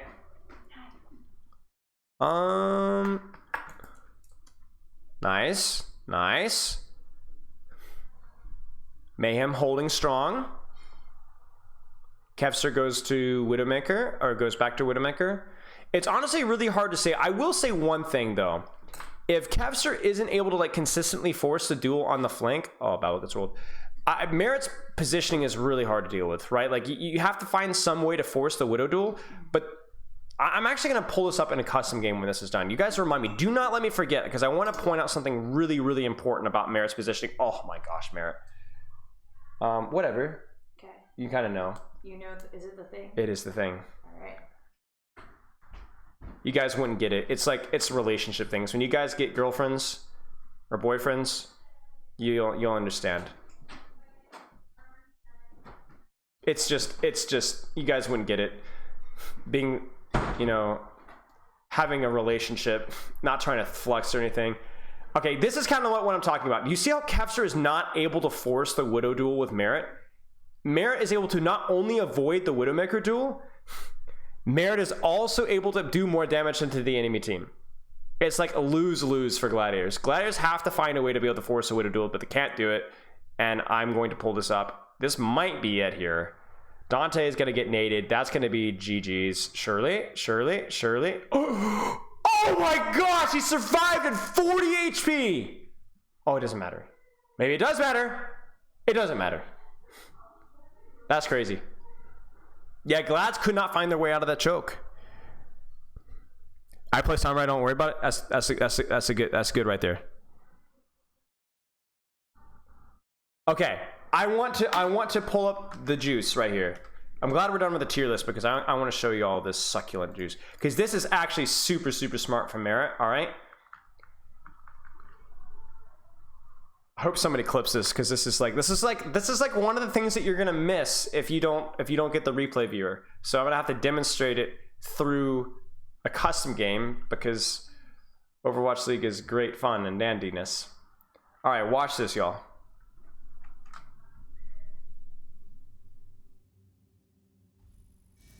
Watch this. Eventually. Wait for it. Why am I struggling here? Rialto. I'm like, duh. Let's just do a fast hero, it's fine. Yes, I'm gonna show you how OP Defense Widow is, but in this very specific point. Because here's the thing. This defensive Widow positioning allows you to control all of point. Bang, bang, bang, bang, dead, right? So then why does not Kevster take the duel? Because ladies and gentlemen, for Kevster to take the duel, he has to be freaking here. And for Kevster to be freaking here, he can get shot at by the Ramatra and the Lucio and the Tracer and the Kiriko. He's too close, right? He's too close. He can't even see, like, he can't even see his head from here, right? So for Kevster to force the duel, he's got two options. One is the hard flank, which is reasonable, but you guys remember Merit, right? He wasn't even peeking this window. He was straight up ignoring Ego and Kevster. Or two, Kevster can grapple up here. But very high risk, high reward, right? He either hits the shot or he doesn't. Not to mention that when you're playing the defensive Kiriko, right? Or the defensive Tracer, your freaking Kiriko can wall climb up here like a freaking spider and just straight up kill the Widowmaker. Or your Tracer can flank around here. So very, very high risk, high reward. Kevster tried it. It had mixed results. So Merit goes, all right, idiot. I'm just going to sit here and just blow your team off.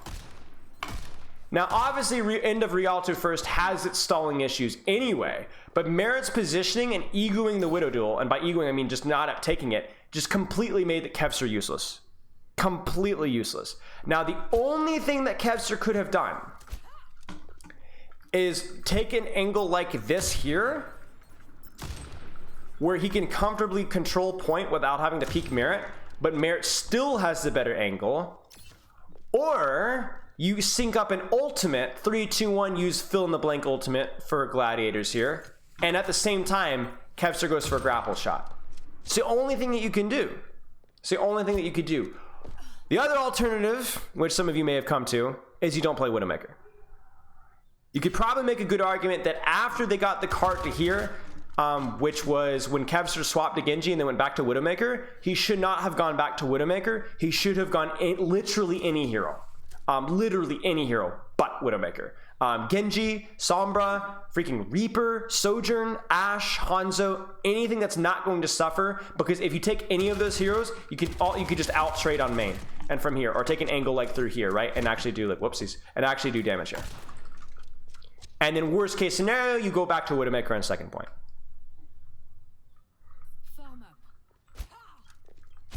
Kev was holding the same spot in defense. He just got bonked by Checkmate and Chorong. And that's exactly it, right? For whatever reason, Yaki wasn't able to get through the choke. So that was maybe also, you could blame that a little bit on Yaki. But also keep in mind that Checkmate had a Kiriko to play with him. I don't even remember if Glads were playing Kiriko, honestly. But what Checkmate would have had to have done, or Yaki would have had to have done, is probably do a double blink across here. And then wrap from up underneath here. You guys see what I'm saying? So that's another option right there. Would you hold the same defensive spot even if they held first point? No, not really. Not really. What about their attack? Do you guys know what they were on attack? I don't remember. I'll have to go back and look.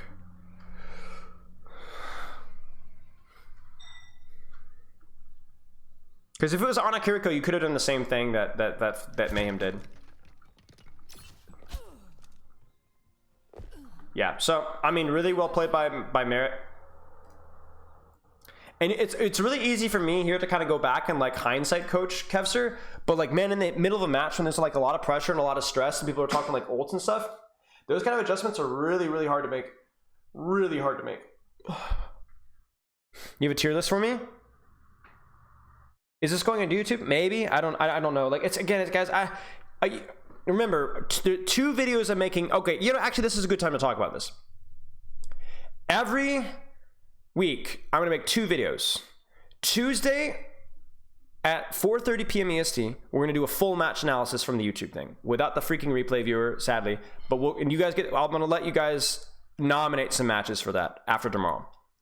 On Monday, I'm going to try to either record or release, maybe release on Tuesday, a niche video. Now, if you guys didn't see it, last week that video was on Junker Queen and Moira, and why teams were playing Junker Queen and why teams were playing Moira, right? This week, I don't know. So I'm up for suggestions. I need y'all's help with that though, because I'm not able to catch every single game. So if you have a suggestion, what I would do is go in my Discord, !Discord, and then go in content suggestion ideas and drop your suggestion in here. Like if there's like a really weird comp or a weird strategy or a weird hero that you want me to look at, drop it in here. Like I could probably do a review of the Mayhem's comp on King's Row. That might be fun. But if you have from any match, like drop it in there and I'll do an off-stream recorded video. Yeah, what is this tier list? I don't want to do tier lists of OWL players, guys. I don't watch enough Overwatch League from APAC to be able to judge properly. I remind, I'm not allowed to make, nobody has the OWL replay viewer outside of Overwatch League employees, and Overwatch League employees are not allowed to make content with it.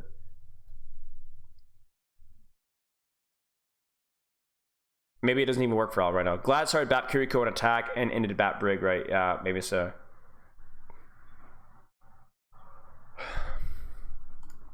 So yeah, you'll have to let me know what you guys want me to look at. Talk about Ryan versus Ram in a rush ball and why certain teams might opt for each. That's a good idea. Yeah, see, that's the kind of ideas that I need, y'all. That's the kind of ideas that I need.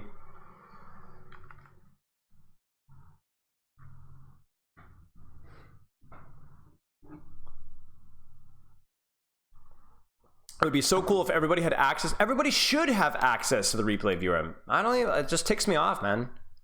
They did, and we still don't know why. I've already ranted about that, so I won't rant again, but it's a bit of a joke. It's a bit of a joke. The thing is like, if there's a good reason for it, we don't know it, and they won't tell us. So after a little bit of testing, I found out that Zenyatta can one-shot every tank in the game except for D.Va with Discord Orb. Dang. Could you talk about ball comps as a whole? Maybe, but we just don't ever see ball comps, as far as I know.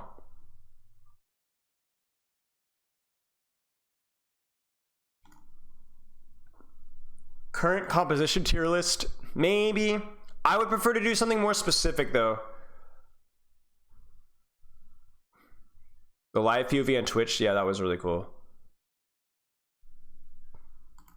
So are we just like trolling? Like, when's the next match starting? I thought we were starting. We're not starting.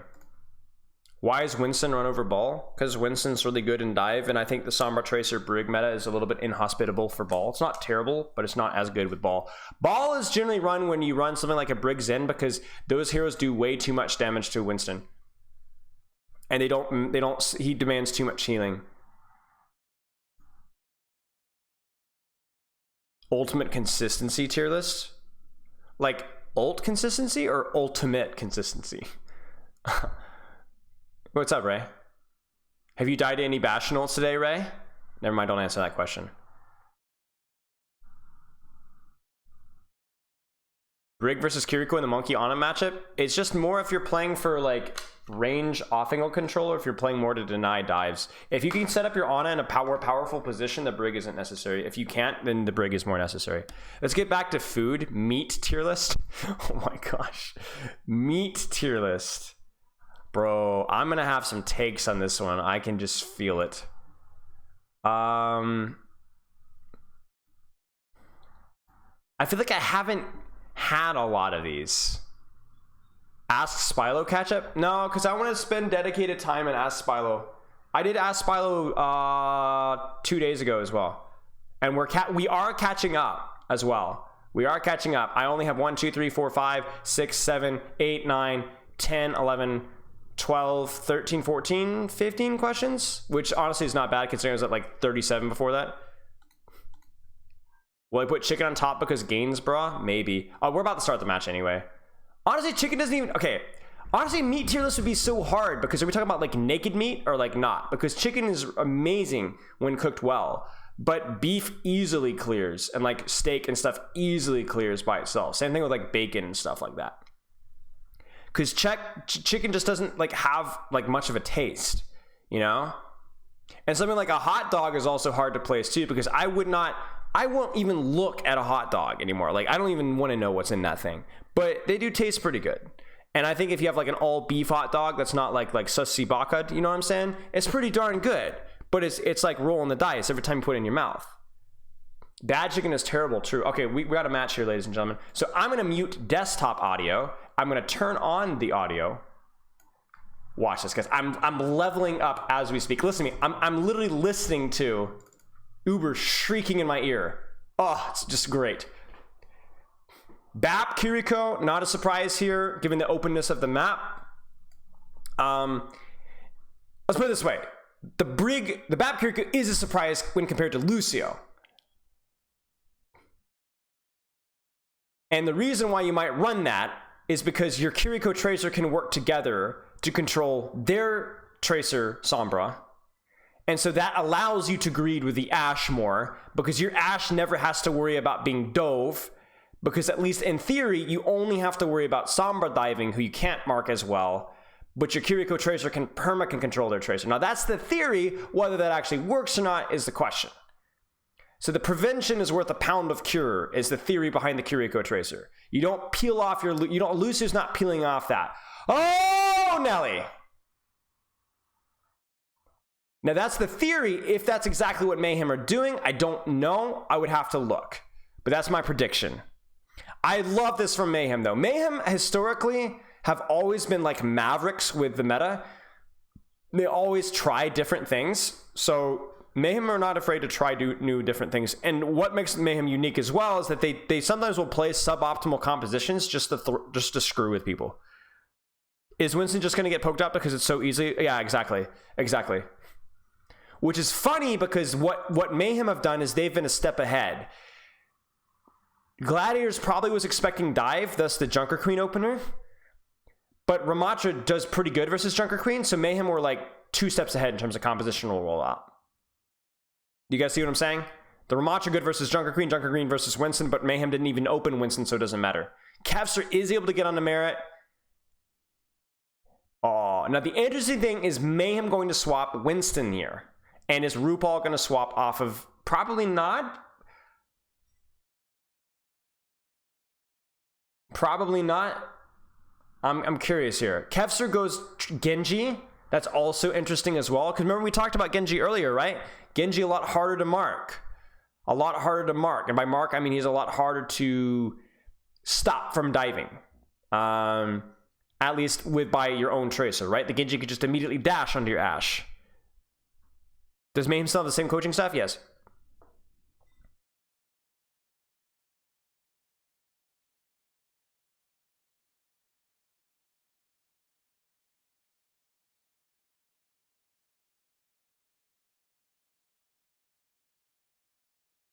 Now it's interesting to see here Chorong is playing very passive.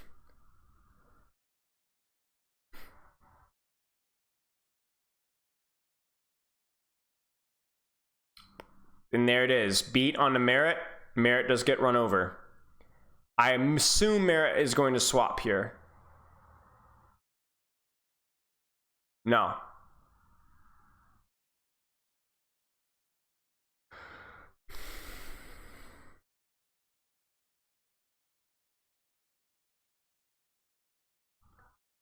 Oh, checkmate's done.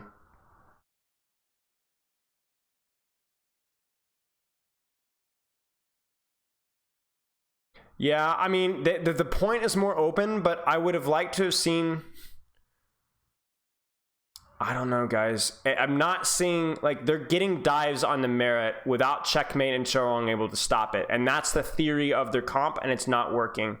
So I'm not saying swap, because here's the thing, guys. You can't just say, oh, they just need to swap. You have to understand that a lot of the times the theory is there, the execution is not. So if it fails, Mayhem's first response may not be to go back and swap. And maybe the guys, we just messed up. Let's do it again better next time. Well, Ashe is more consistent range pressure. Ashe is also generally a little bit like, has a slightly better defensive cooldown with Coach Gun. And the ultimate matters a lot better too. counter nano onto someone.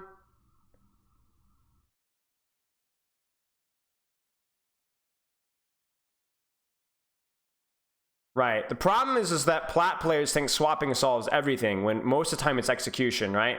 And so execution is more about like mentality, keeping focused, and just rolling the dice again and again if trusting the process.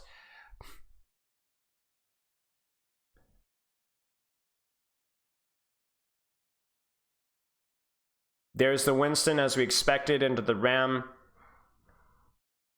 There's, oh, a huge, okay.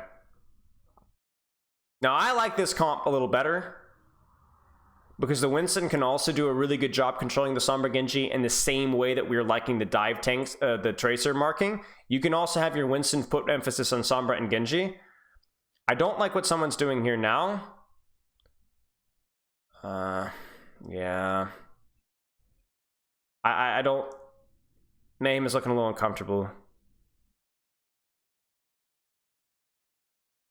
Right, and even if they're running full counters, you can still make it work if you avoid the counters.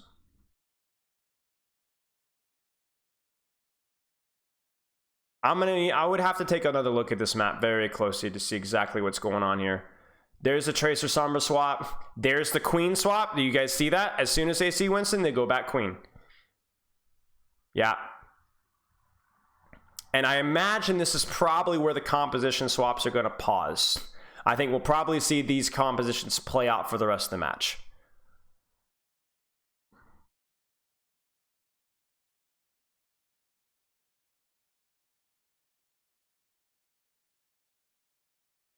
And this is what the Gladiators thought Mayhem were going to play. And now the Mayhem are going to stick with it because Mayhem has old economy rolling.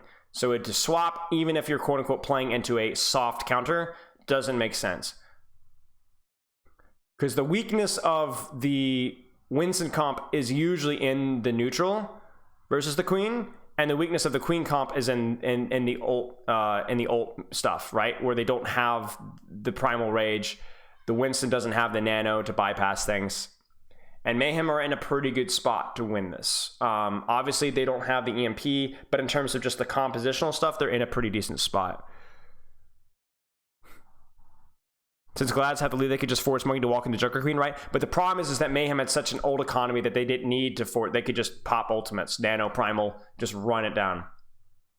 Big stick on someone. Someone might actually die. Oh... Oh, checkmate.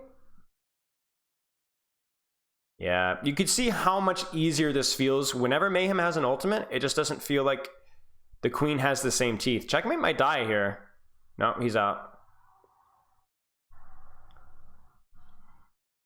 And this is the thing with Queen, right? It's just so hard to have impact outside the neutral, whether it's the knife, you know, and so on.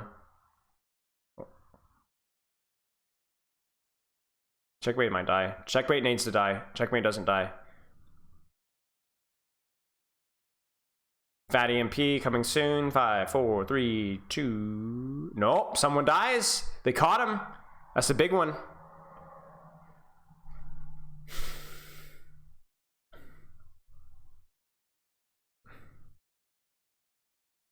Biyaki's good on Reaper? No. I don't think Reaper's good on this map. I think Reaper Tracer isn't a bad composition versus what Mayhem are playing, but I don't think it's necessarily good, and I think Reaper's pretty bad on this map. I think it could be a reasonable composition. Oh, they caught Astro, but the follow-up's not there.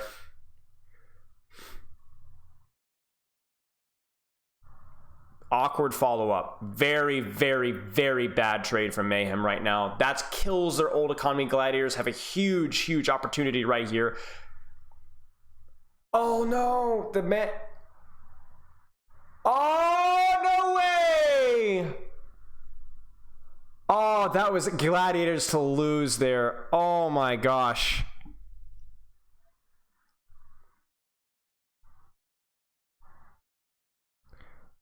Oh, that's disastrous for Gladiators, right? They were able to just basically screw Mayhem so hard with no nano and EMP completely shot, and with an opportunity to take a lead now. Still okay. Solo EMP Winston needs to die. He does.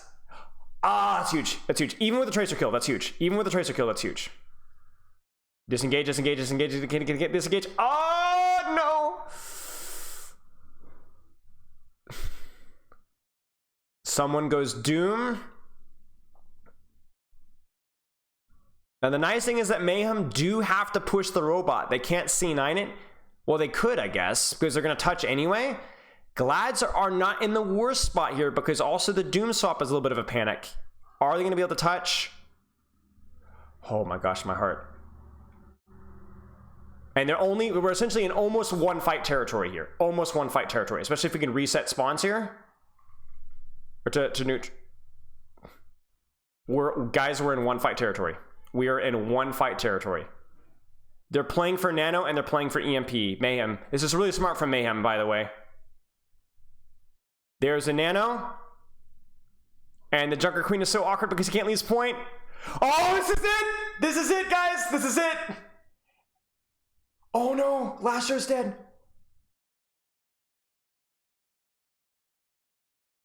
This is it. This is huge. Overtime spawns. This is all on checkmate. All on checkmate right now. He has to hit this pulse bomb. He has to hit this pulse bomb. He has to hit this pulse bomb. RuPaul's dead. Pulse bomb hits on Dante. That's not good enough. That's it. Whoa! What was that? You can tell Dante's screaming, Dulcina, Dulcina, Dulcina, touch, touch, touch, touch, touch. Wow!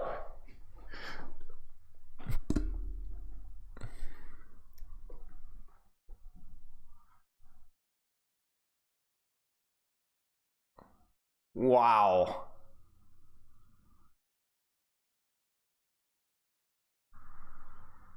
That really could have gone either way. Florida really struggled with the nanos, with the EMPs. There was not, towards the end of that map, the old economy that you want to see going your way was not going Florida's way. Even when Glads choked it, right? It's still letting Glads push. It's still like, it was too much, right? But a lot of really fun swapping going on there at the beginning. Astro with the beat. All right, I am going to desync for a second because I want to see what happened with the beat. I did not see the beat. I messed on the beat. What happened with the beat? So I'm going to mess up with y'all's sync, so I apologize.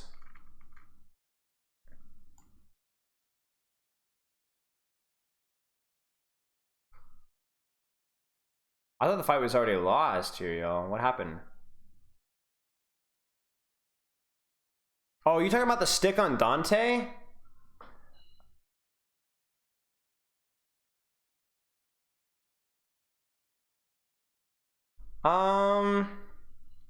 Maybe. I think this is pretty. Yeah, it was a good beat. It was a good beat. It was a good beat because Lastro wasn't there with Suzu, I don't think. Because I was gonna say stick on Dante doesn't matter that much because of Suzu, but Suzu wasn't there. So yeah, it was a good beat. It's a good beat. Good catch. And that's the problem. Like, if you, by the way, that's something you can absolutely exploit in your ranked games. If there's a rush to touch, you can like really abuse the fact that they're gonna touch and they're not gonna focus you. Like I love going on like flanks on like DPS tanker support in ranked games when the enemy team has to rush and touch because they never check their surroundings. And so like Astro is like the easiest EMP to hide from in the world because he knows that they have to be in a rush to touch.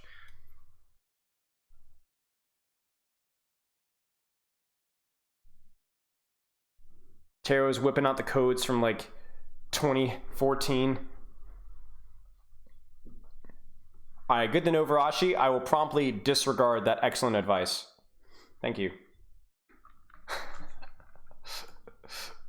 I don't even know if I can do a meat tier list, guys. I'm gonna be real. I just don't even know how I even do a meat tier list. I don't know how I'd even do it. How do I do a meat tier list, guys? Lego tier list? Oh. Maybe a Lego tier list. No, that'd be hard.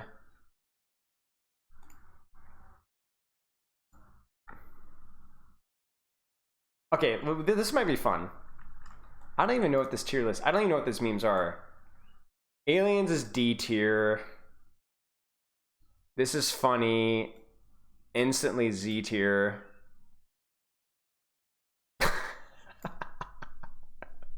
I didn't even remember this meme, bro.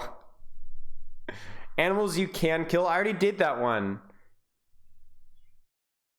I mean, it's a classic. Okay, somebody send me a recommended cheer. This isn't okay. You know what? I'm not gonna lie. This isn't that funny. The irony there, is not lost upon me.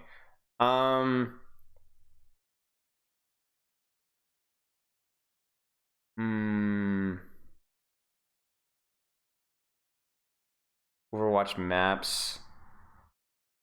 Maybe. I've already done that though. Marijuana methods? Yeah, that sounds like a plan.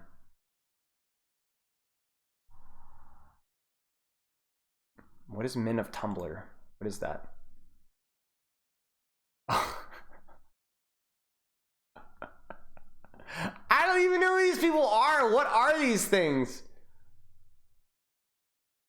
No. This isn't real. Most powerful beings updated. Okay, this I can work with. This I can work with. Definitely no. No. Okay. All right, hear me out. Hear me out. Bob Ross, but instead of painting with a brush, it's the world's most powerful most powerful pressure washer.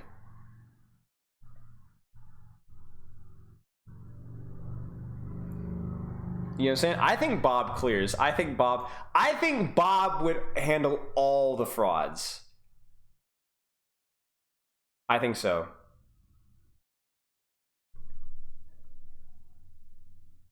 Let's do this.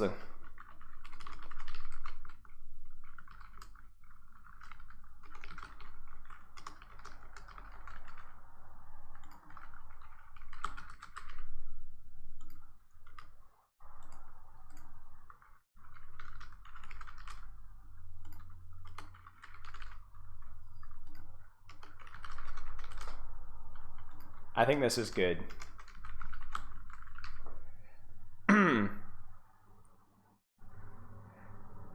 Okay, what is this thing? Does anyone know what this thing is called?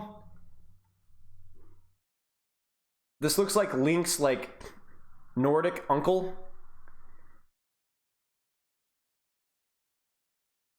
What is this? Fortnite guy? I don't know, man. Not scary. A little bit there. I'm definitely thinking instant death from the hamster.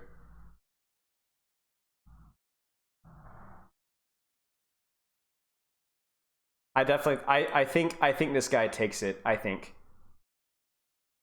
this guy is uses interdimensional galactic beings and just completely ruins.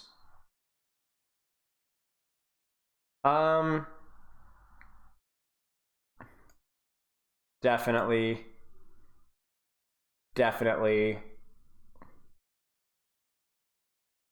Yeah. What is wait, is this Wii? Is this the Wii characters? Wii characters? Do I do composition metas yet? No, that was. Yeah, Matt. Who's Matt? Who the heck is Matt? I'm thinking rough or unsettling. This guy settles me the wrong way. Maybe rough or terrifying for now? I think terrifying. Okay. Okay. I don't know how to describe this. Maybe it's the kissy lips. But I get the impression that this hippopotamus is naked.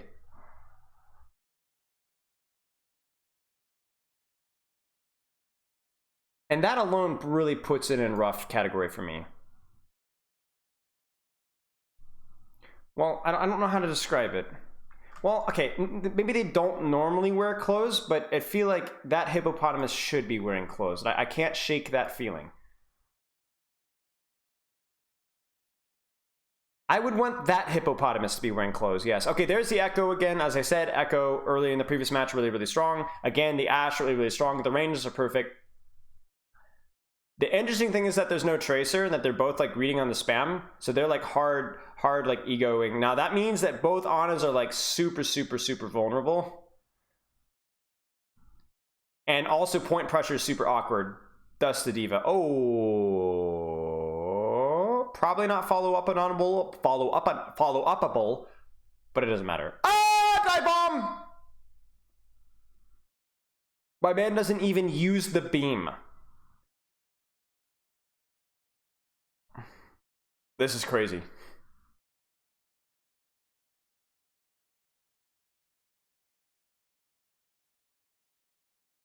Wow. So Florida gets the point first, but Glads are able to just, I guess, win the long fight, and so there you go. This should be a pretty fun mirror to watch. It's definitely more fun than a pharmacy mirror. I mean, Kev is a flex DPS, but that's one of the most frozen takes that I've ever heard ever in the history of the universe.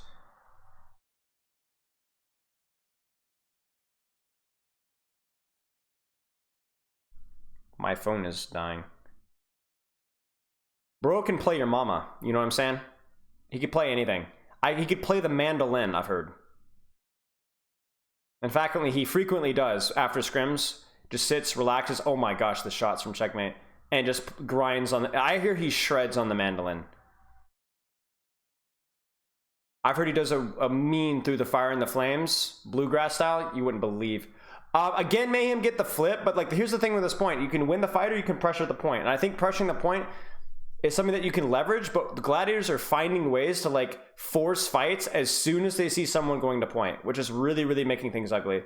Now this is going back and forth and someone is stalling and someone also has bomb. So we're probably going to see more stalling. He's going to fly up. He's going to buy more cover.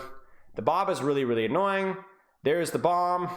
He's going to be able to remake. He doesn't. Dante just straight up snipes this man.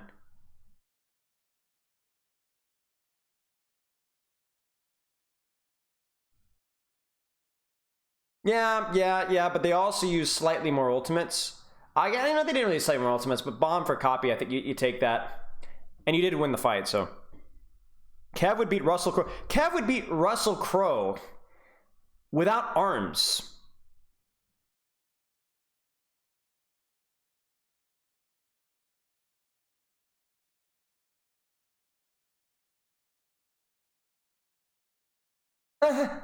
Checkmate.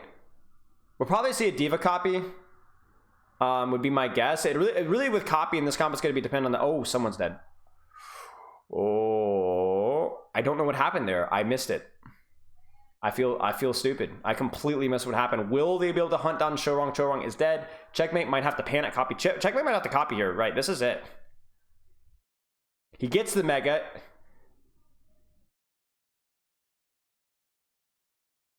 Oh, no way! He forces the Valk, and he's going to be able to get Remac.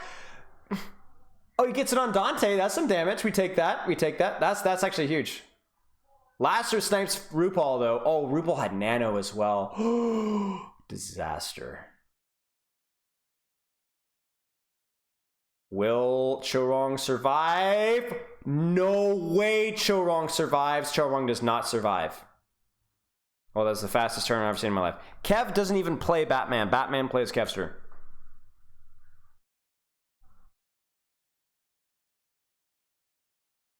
Is Kai fired? No, Kai fell in the toilet. That's probably what happened. Or suffered a hernia. Kai's passport expired, and they're shipping him back in a box. Over the Echo Curie or Brig in this map. I think there's just more, when you're playing the Echo Mercy, you're all inning more on your Echo than anything else, and you're trusting your Ana to be able to survive. It's usually not that deep. It's just that their team's experiences playing the Mercy is better than teams playing the versus the Brig. And I think it's also worth noting that when you're playing the D.Va, if it's a D.Va mirror, there's less threat on your backline, so your Ana doesn't need as much help as she would if there was Winston. So if the D.Va becomes meta, then the Mercy becomes more attractive. And if Tracer doesn't feel as good, then also the Mercy feels more attractive. You kind of see what I'm saying? Again, Gladiators rolling on the Winston. They don't roll correctly. At least it looks like. Although I do think Queen is pretty good in this map regardless. But But I do like Mayhem's comp better. Again, it's like this Kiriko Tracer thing, which is really interesting. The Genji I like a lot on this map. I've liked it a little bit more. They do get point flip though, and Merit's not been able to get a good angle. Dante has been isolated by the Tracer. They are going to rush down to Merit. They do get Merit. Sunshine Bread, thank you for the raid. Appreciate it. How was your stream? We're doing Owl Companion. I found out how to deafen my desktop and still be able to listen to it on my own. So I highly recommend looking up Overwatch League on the YouTube and watching it in the background, syncing it with the little numbers that you see in the top middle of your screen. Because I'm not technically allowed to stream it on Twitch. You're loading Hanzo? How's it going?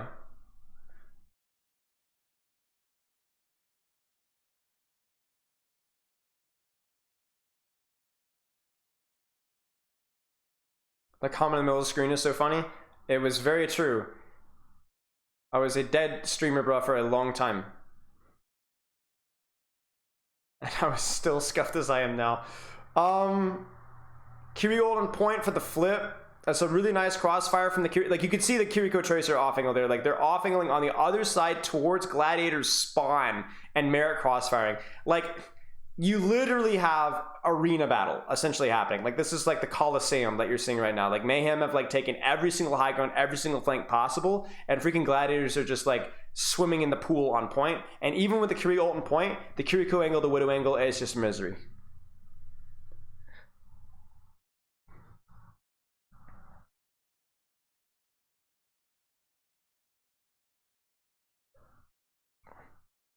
This is where you're really sad that Dante doesn't play Winston. I'm just going to be that guy.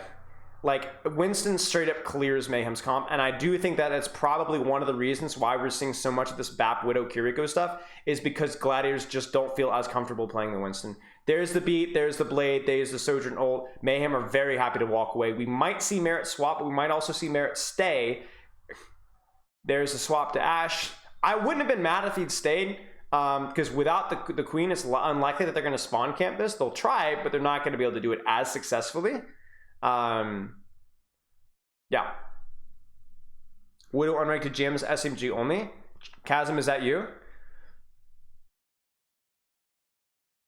Yeah, see, they're going to back off. Tracer pressure on point with Kiriko forces Gladiators back.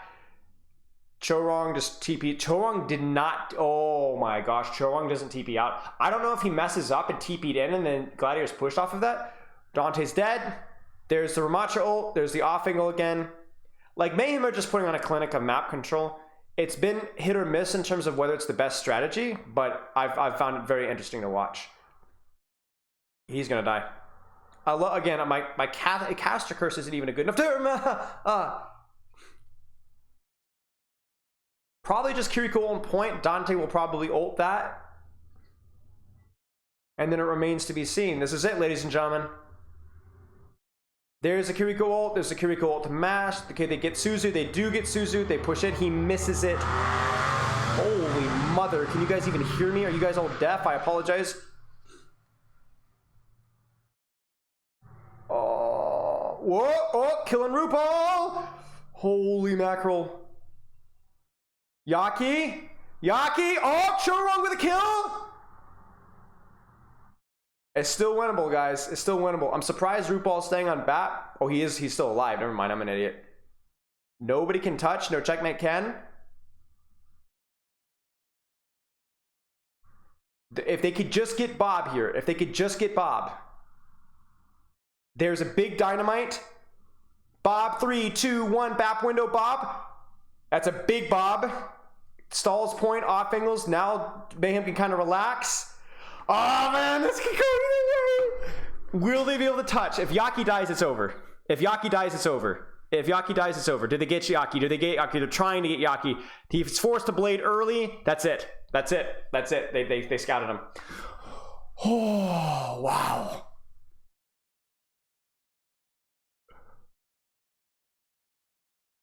The sweat. My palms are sweating. I don't even care who wins, man. Holy mackerel.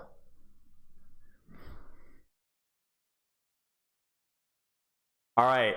Now the question is, are they going to greed BAP Kiriko? Because I think this is probably not great BAP Kiriko material here on this map.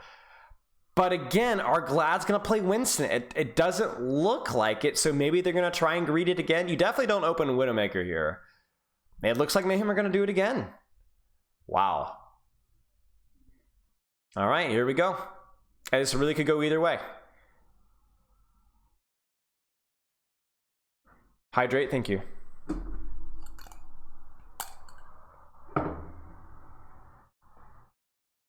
Now, I like what Glads are doing. Do you see that they're doing this full rotation? They're trying to catch Ashe. Now, what they do there is they force the Ashe out, and then they can turn their attention onto Mayhem elsewhere. Because remember, Mayhem still have a Ramattra, and they still have, more importantly, a Baptiste. These are targets that you can rush, especially if you have a Genji. Checkmate's able to trade Astro in the rotation, though. And, okay, you know what? I lied, chat. I like the Baptiste a little bit. One thing I am forgetting is the opposite high ground. You see where Genji just escaped there? Baptiste does pretty good on that high ground. So that is something that you can leverage. Mayhem have clearly had practice in some of these positions. I still think Mayhem's composition is, pardon me for recycling this expression from 75 years ago, dog water versus Winston. Ah, there it is. There's the Winston. Literally as I say it. There it is. Okay, this is it. Is Dante's Winston good enough to beat the Mayhems? Because now the Gladiators composition is better. It is better. The BAP Kiriko, the BAP Ashe, this is too greedy. The Winston should be able to shut this down. And there it is. That's it, right there. Tight. Will it be good enough? That's a good jump from Dante. They're going to catch. Do you notice who they're going for, right? No surprises. BAP and Ashe, the squishies, and that's it. That's it. Now, what do Mayhem do? What do you do? Do you stay for ults here? Do you swap? Looks like they're staying for ults. So now you're going to have to see Chorong and Checkmate are going to have to do work, and Merit and RuPaul are going to have to survive. You're going to have to see, they have to find Yaki. They have to take angles on Dante. They have to prevent the dive by getting aggression from Chorong and Checkmate. The peel on back, you're not going to be able to keep Baptiste and Ashe alive up for a perfect dive. You have to try and prevent it. All right, here it is. Now, the good news is that Mayhem does have ults to play with here, right? So at least you have, or closer to ults to play with. There's the point pressure. They're on the BAP, the Tracer flank. There's the shift from the Baptiste. Kiriko fall back, and then isolates Tracer. Oh, there's the lamp. Oh no, oh no, oh no, oh no, oh no, oh no. Now, Mayhem don't use anything. I lied. Can they disengage? Can they disengage? Can they disengage? Will Dante get primal? Will Dante get primal? He will! Go, go, go. That's great. Love to see it. There's the BAP window too. You could even give up point here. There's the flank from Checkmate, or from Yaki, and they catch him again. And the beat engage. It's a good beat. Even with Dante dead, this is good. Funny Astro overextends a little bit. It's a really, really messy trade, but if you're able to at least stall... Oh, Astro with his shot! Oh, another shot! And he gets out! Okay, guys, this is huge for Mayhem, or for Gladiators. And now Mayhem has to counter swap, but they're still on the Baptiste. And they're still on the Ashe. All right, Merit has to hit shots, guys. Merit has to hit shots. They don't know. They don't know. They don't know. That's it. That's it. There's the lamp. There's the Suzu. There's the stick. Oh! They did it. They did it, guys. The Dante Winston. No. Oh, look at me. Look at me. I'm not gonna cast it, Chris. I'm gonna keep my mouth closed. I'm not gonna say a word.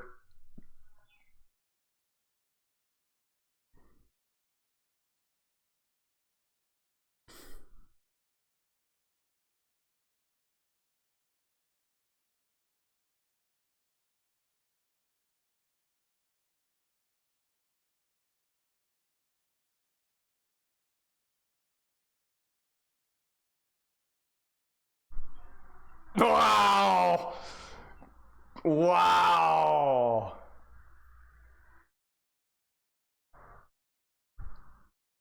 Good enough was pretty darn good today.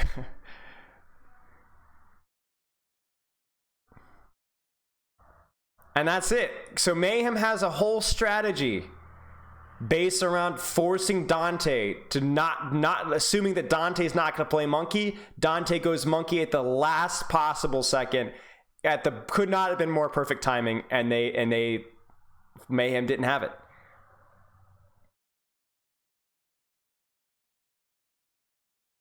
Wow. Because Lasser popped there, man. But honestly, give credit to Dante. That swap was crucial, man. Like, you cannot let these guys ego you like that. Like, Mayhem went into there. I don't want to say ego necessarily, but I think it's a pretty accurate. It's an interesting way of looking at it. Mayhem goes, we're gonna play this comp. You can't play Winston. And Dante said, I can play Winston. And he played Winston. Now, obviously, that is a very simplistic way of looking at it. Obviously, a lot more went on that match than it was. But that was fun. Why did they keep BAP? I mean, RuPaul doesn't play Lucio, guys. I think I don't know. That was tough. Wow, what a game. I mean, you've spent again, we talk about swaps, guys. You spent all week practicing that composition likely, at least to an extent. Do you really want to make a swap in the last possible second instead of just playing what you're comfortable with? Should they have swapped? Maybe, probably. Certainly the Ashe, I would have liked to have seen swaps so the BAP can kind of play more for himself. I would have liked to have seen Merit go Sombra instead, or Sojourn. Sojourn would have been fine too. But easy for us to backseat, to backseat game here, Do you think Diaki deserves player of the match?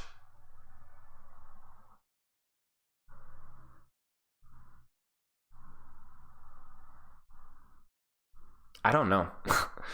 I have such a hard time, man. I know these things are obviously subjective regardless, but I don't know.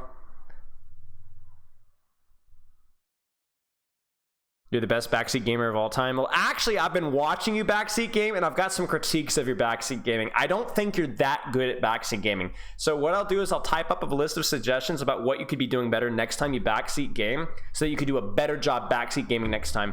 Nice try, bud, but not quite good enough. I think there's a lot of things about your backseat gaming that just aren't quite there. Getting there, but honestly, if I was a professional backseat gamer, I would have probably done a better job.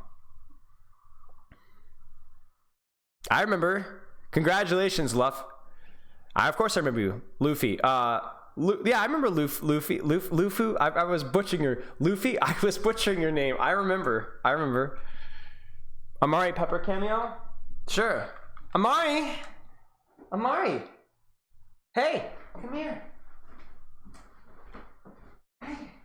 Hi. I don't know if this counts as a cameo. If she's sound asleep, I don't want to pick her up. Come here, Mitchell, come here. She does that about 27% of the time. It's enough to where it's like, it's not quite random luck. She definitely knows her name, but I don't know if it actually happens. Amari, hi. She's either sleeping on the bed or sleeping on my lap. Is that a rag doll? No. So here's the crazy thing. She's Norwegian fisher cat or forest cat. I don't know what it is. Norwegian forest cat, I think that's the breed. Yeah, Norwegian forest cat. And they like water. She likes water. But here's the thing, she's super, super fluffy. But do you want to know how much she weighs? Take a guess how much she weighs. Lufu, that's right, Lufu. Now I'm wearing pants and a belt. Bro, I am fire today. I am fly. Yeah, 10 pounds. Yeah, right under 10 pounds, actually. She's super skinny. You look at her and she's like, whoosh, and you pick her up and she's like super light.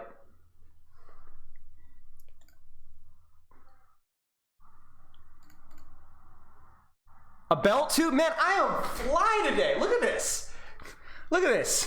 Imagine you coming in and you're like, oh, it's another Spilo companion stream. And it's like, just kidding. I'm wearing pants. And then I'm showing up, right? And I'm walking, and I just don't walk. And I'm like walking, and I'm like, yeah, you see that? That's a belt buckle, you know? You know you're in for a good stream today. You just know you're in for a good stream today. You just can't doubt it. It's just too good. Now, even better, here's where I messed up. This is where I messed up.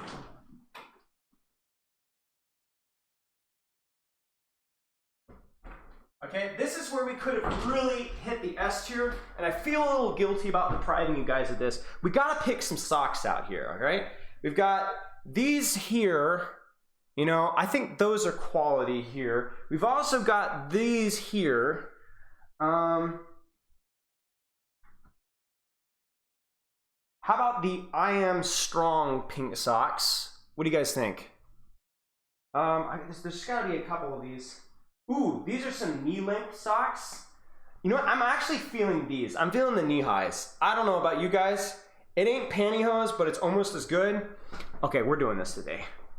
We're gonna give this one a shot. Okay, and I'm putting them over the pants for maximum points. I really don't think it's respectful to show up on stream only half dressed. Real man's you gotta go all the way. So like, I'm thinking like, you know, I'm kind of sitting. I know. I need a book. I need a book.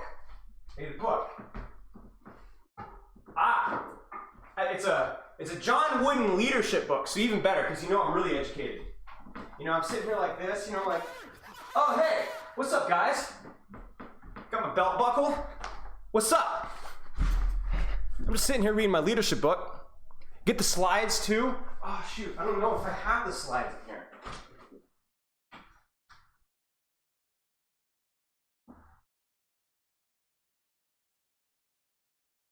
Wait. I got something almost as good. Check it, y'all. Check it. Wow. Dapper. Tight. You see what I'm saying?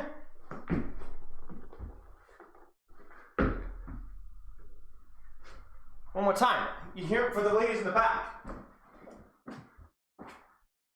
Oh, yeah. What's going on? What's up, y'all? Y'all see any testosterone on here? Ah, my bad. Didn't mean to suck it all up.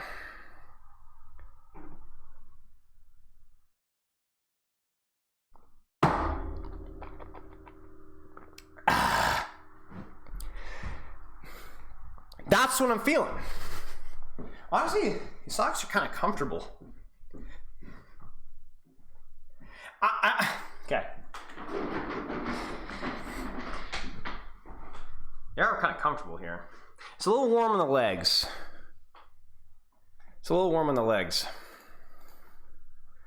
But it does. I need a fedora. Oh, do I have a hat?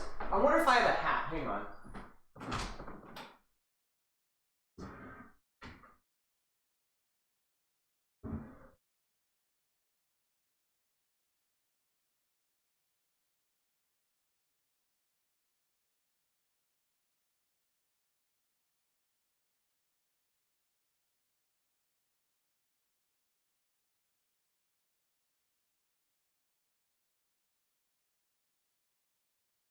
I got something.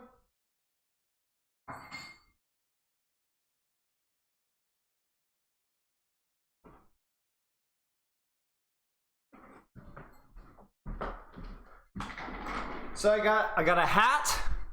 I've got some bling because this is a gold medal. You want to kiss the ring, y'all? You see what I'm saying?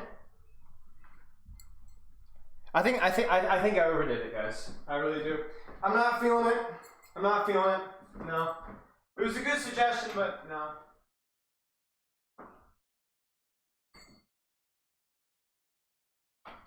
But I will say that this flows.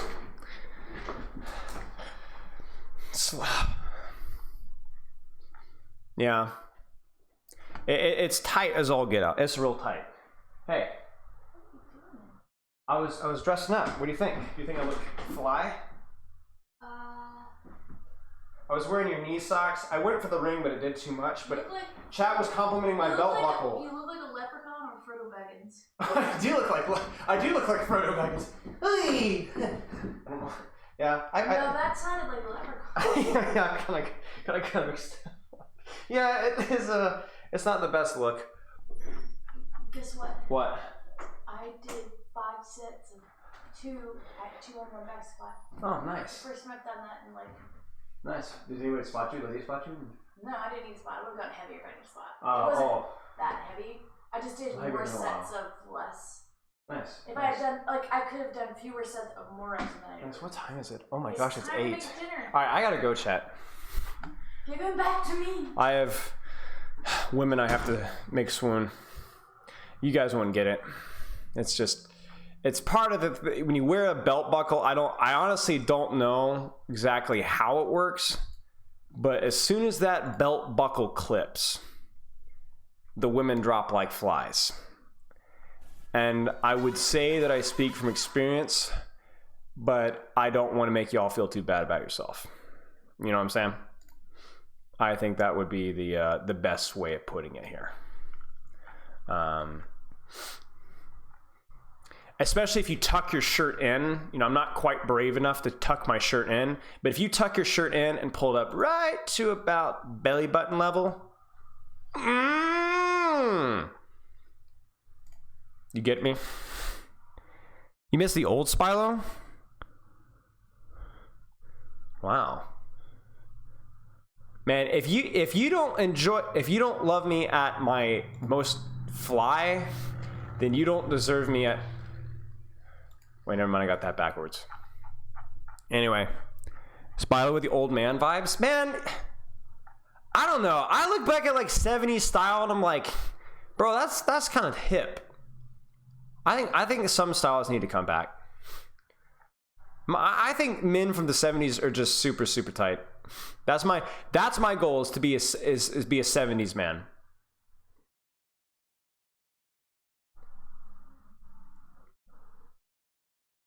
I think if you're not aiming for that, that's your loss.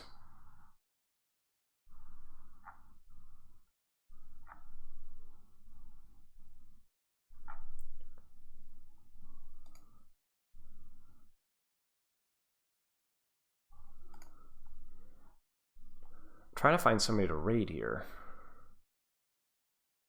Something quality here.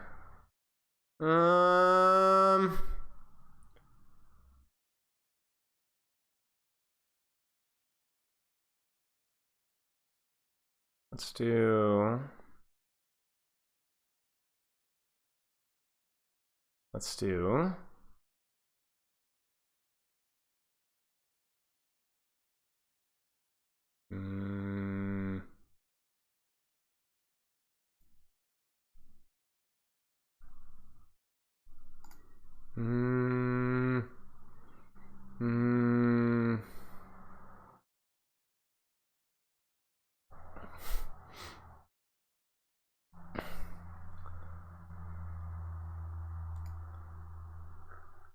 Yeah, let's do. No, let's not do that. We could host Akash. Yeah, let's host Akash. This guy's a legit tank player. Chat, I'm gone.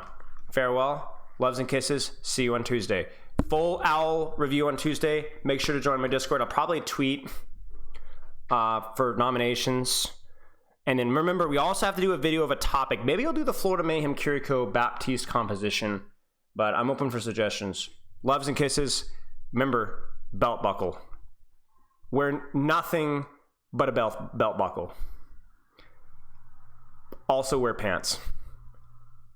Probably a shirt as well. Don't get arrested.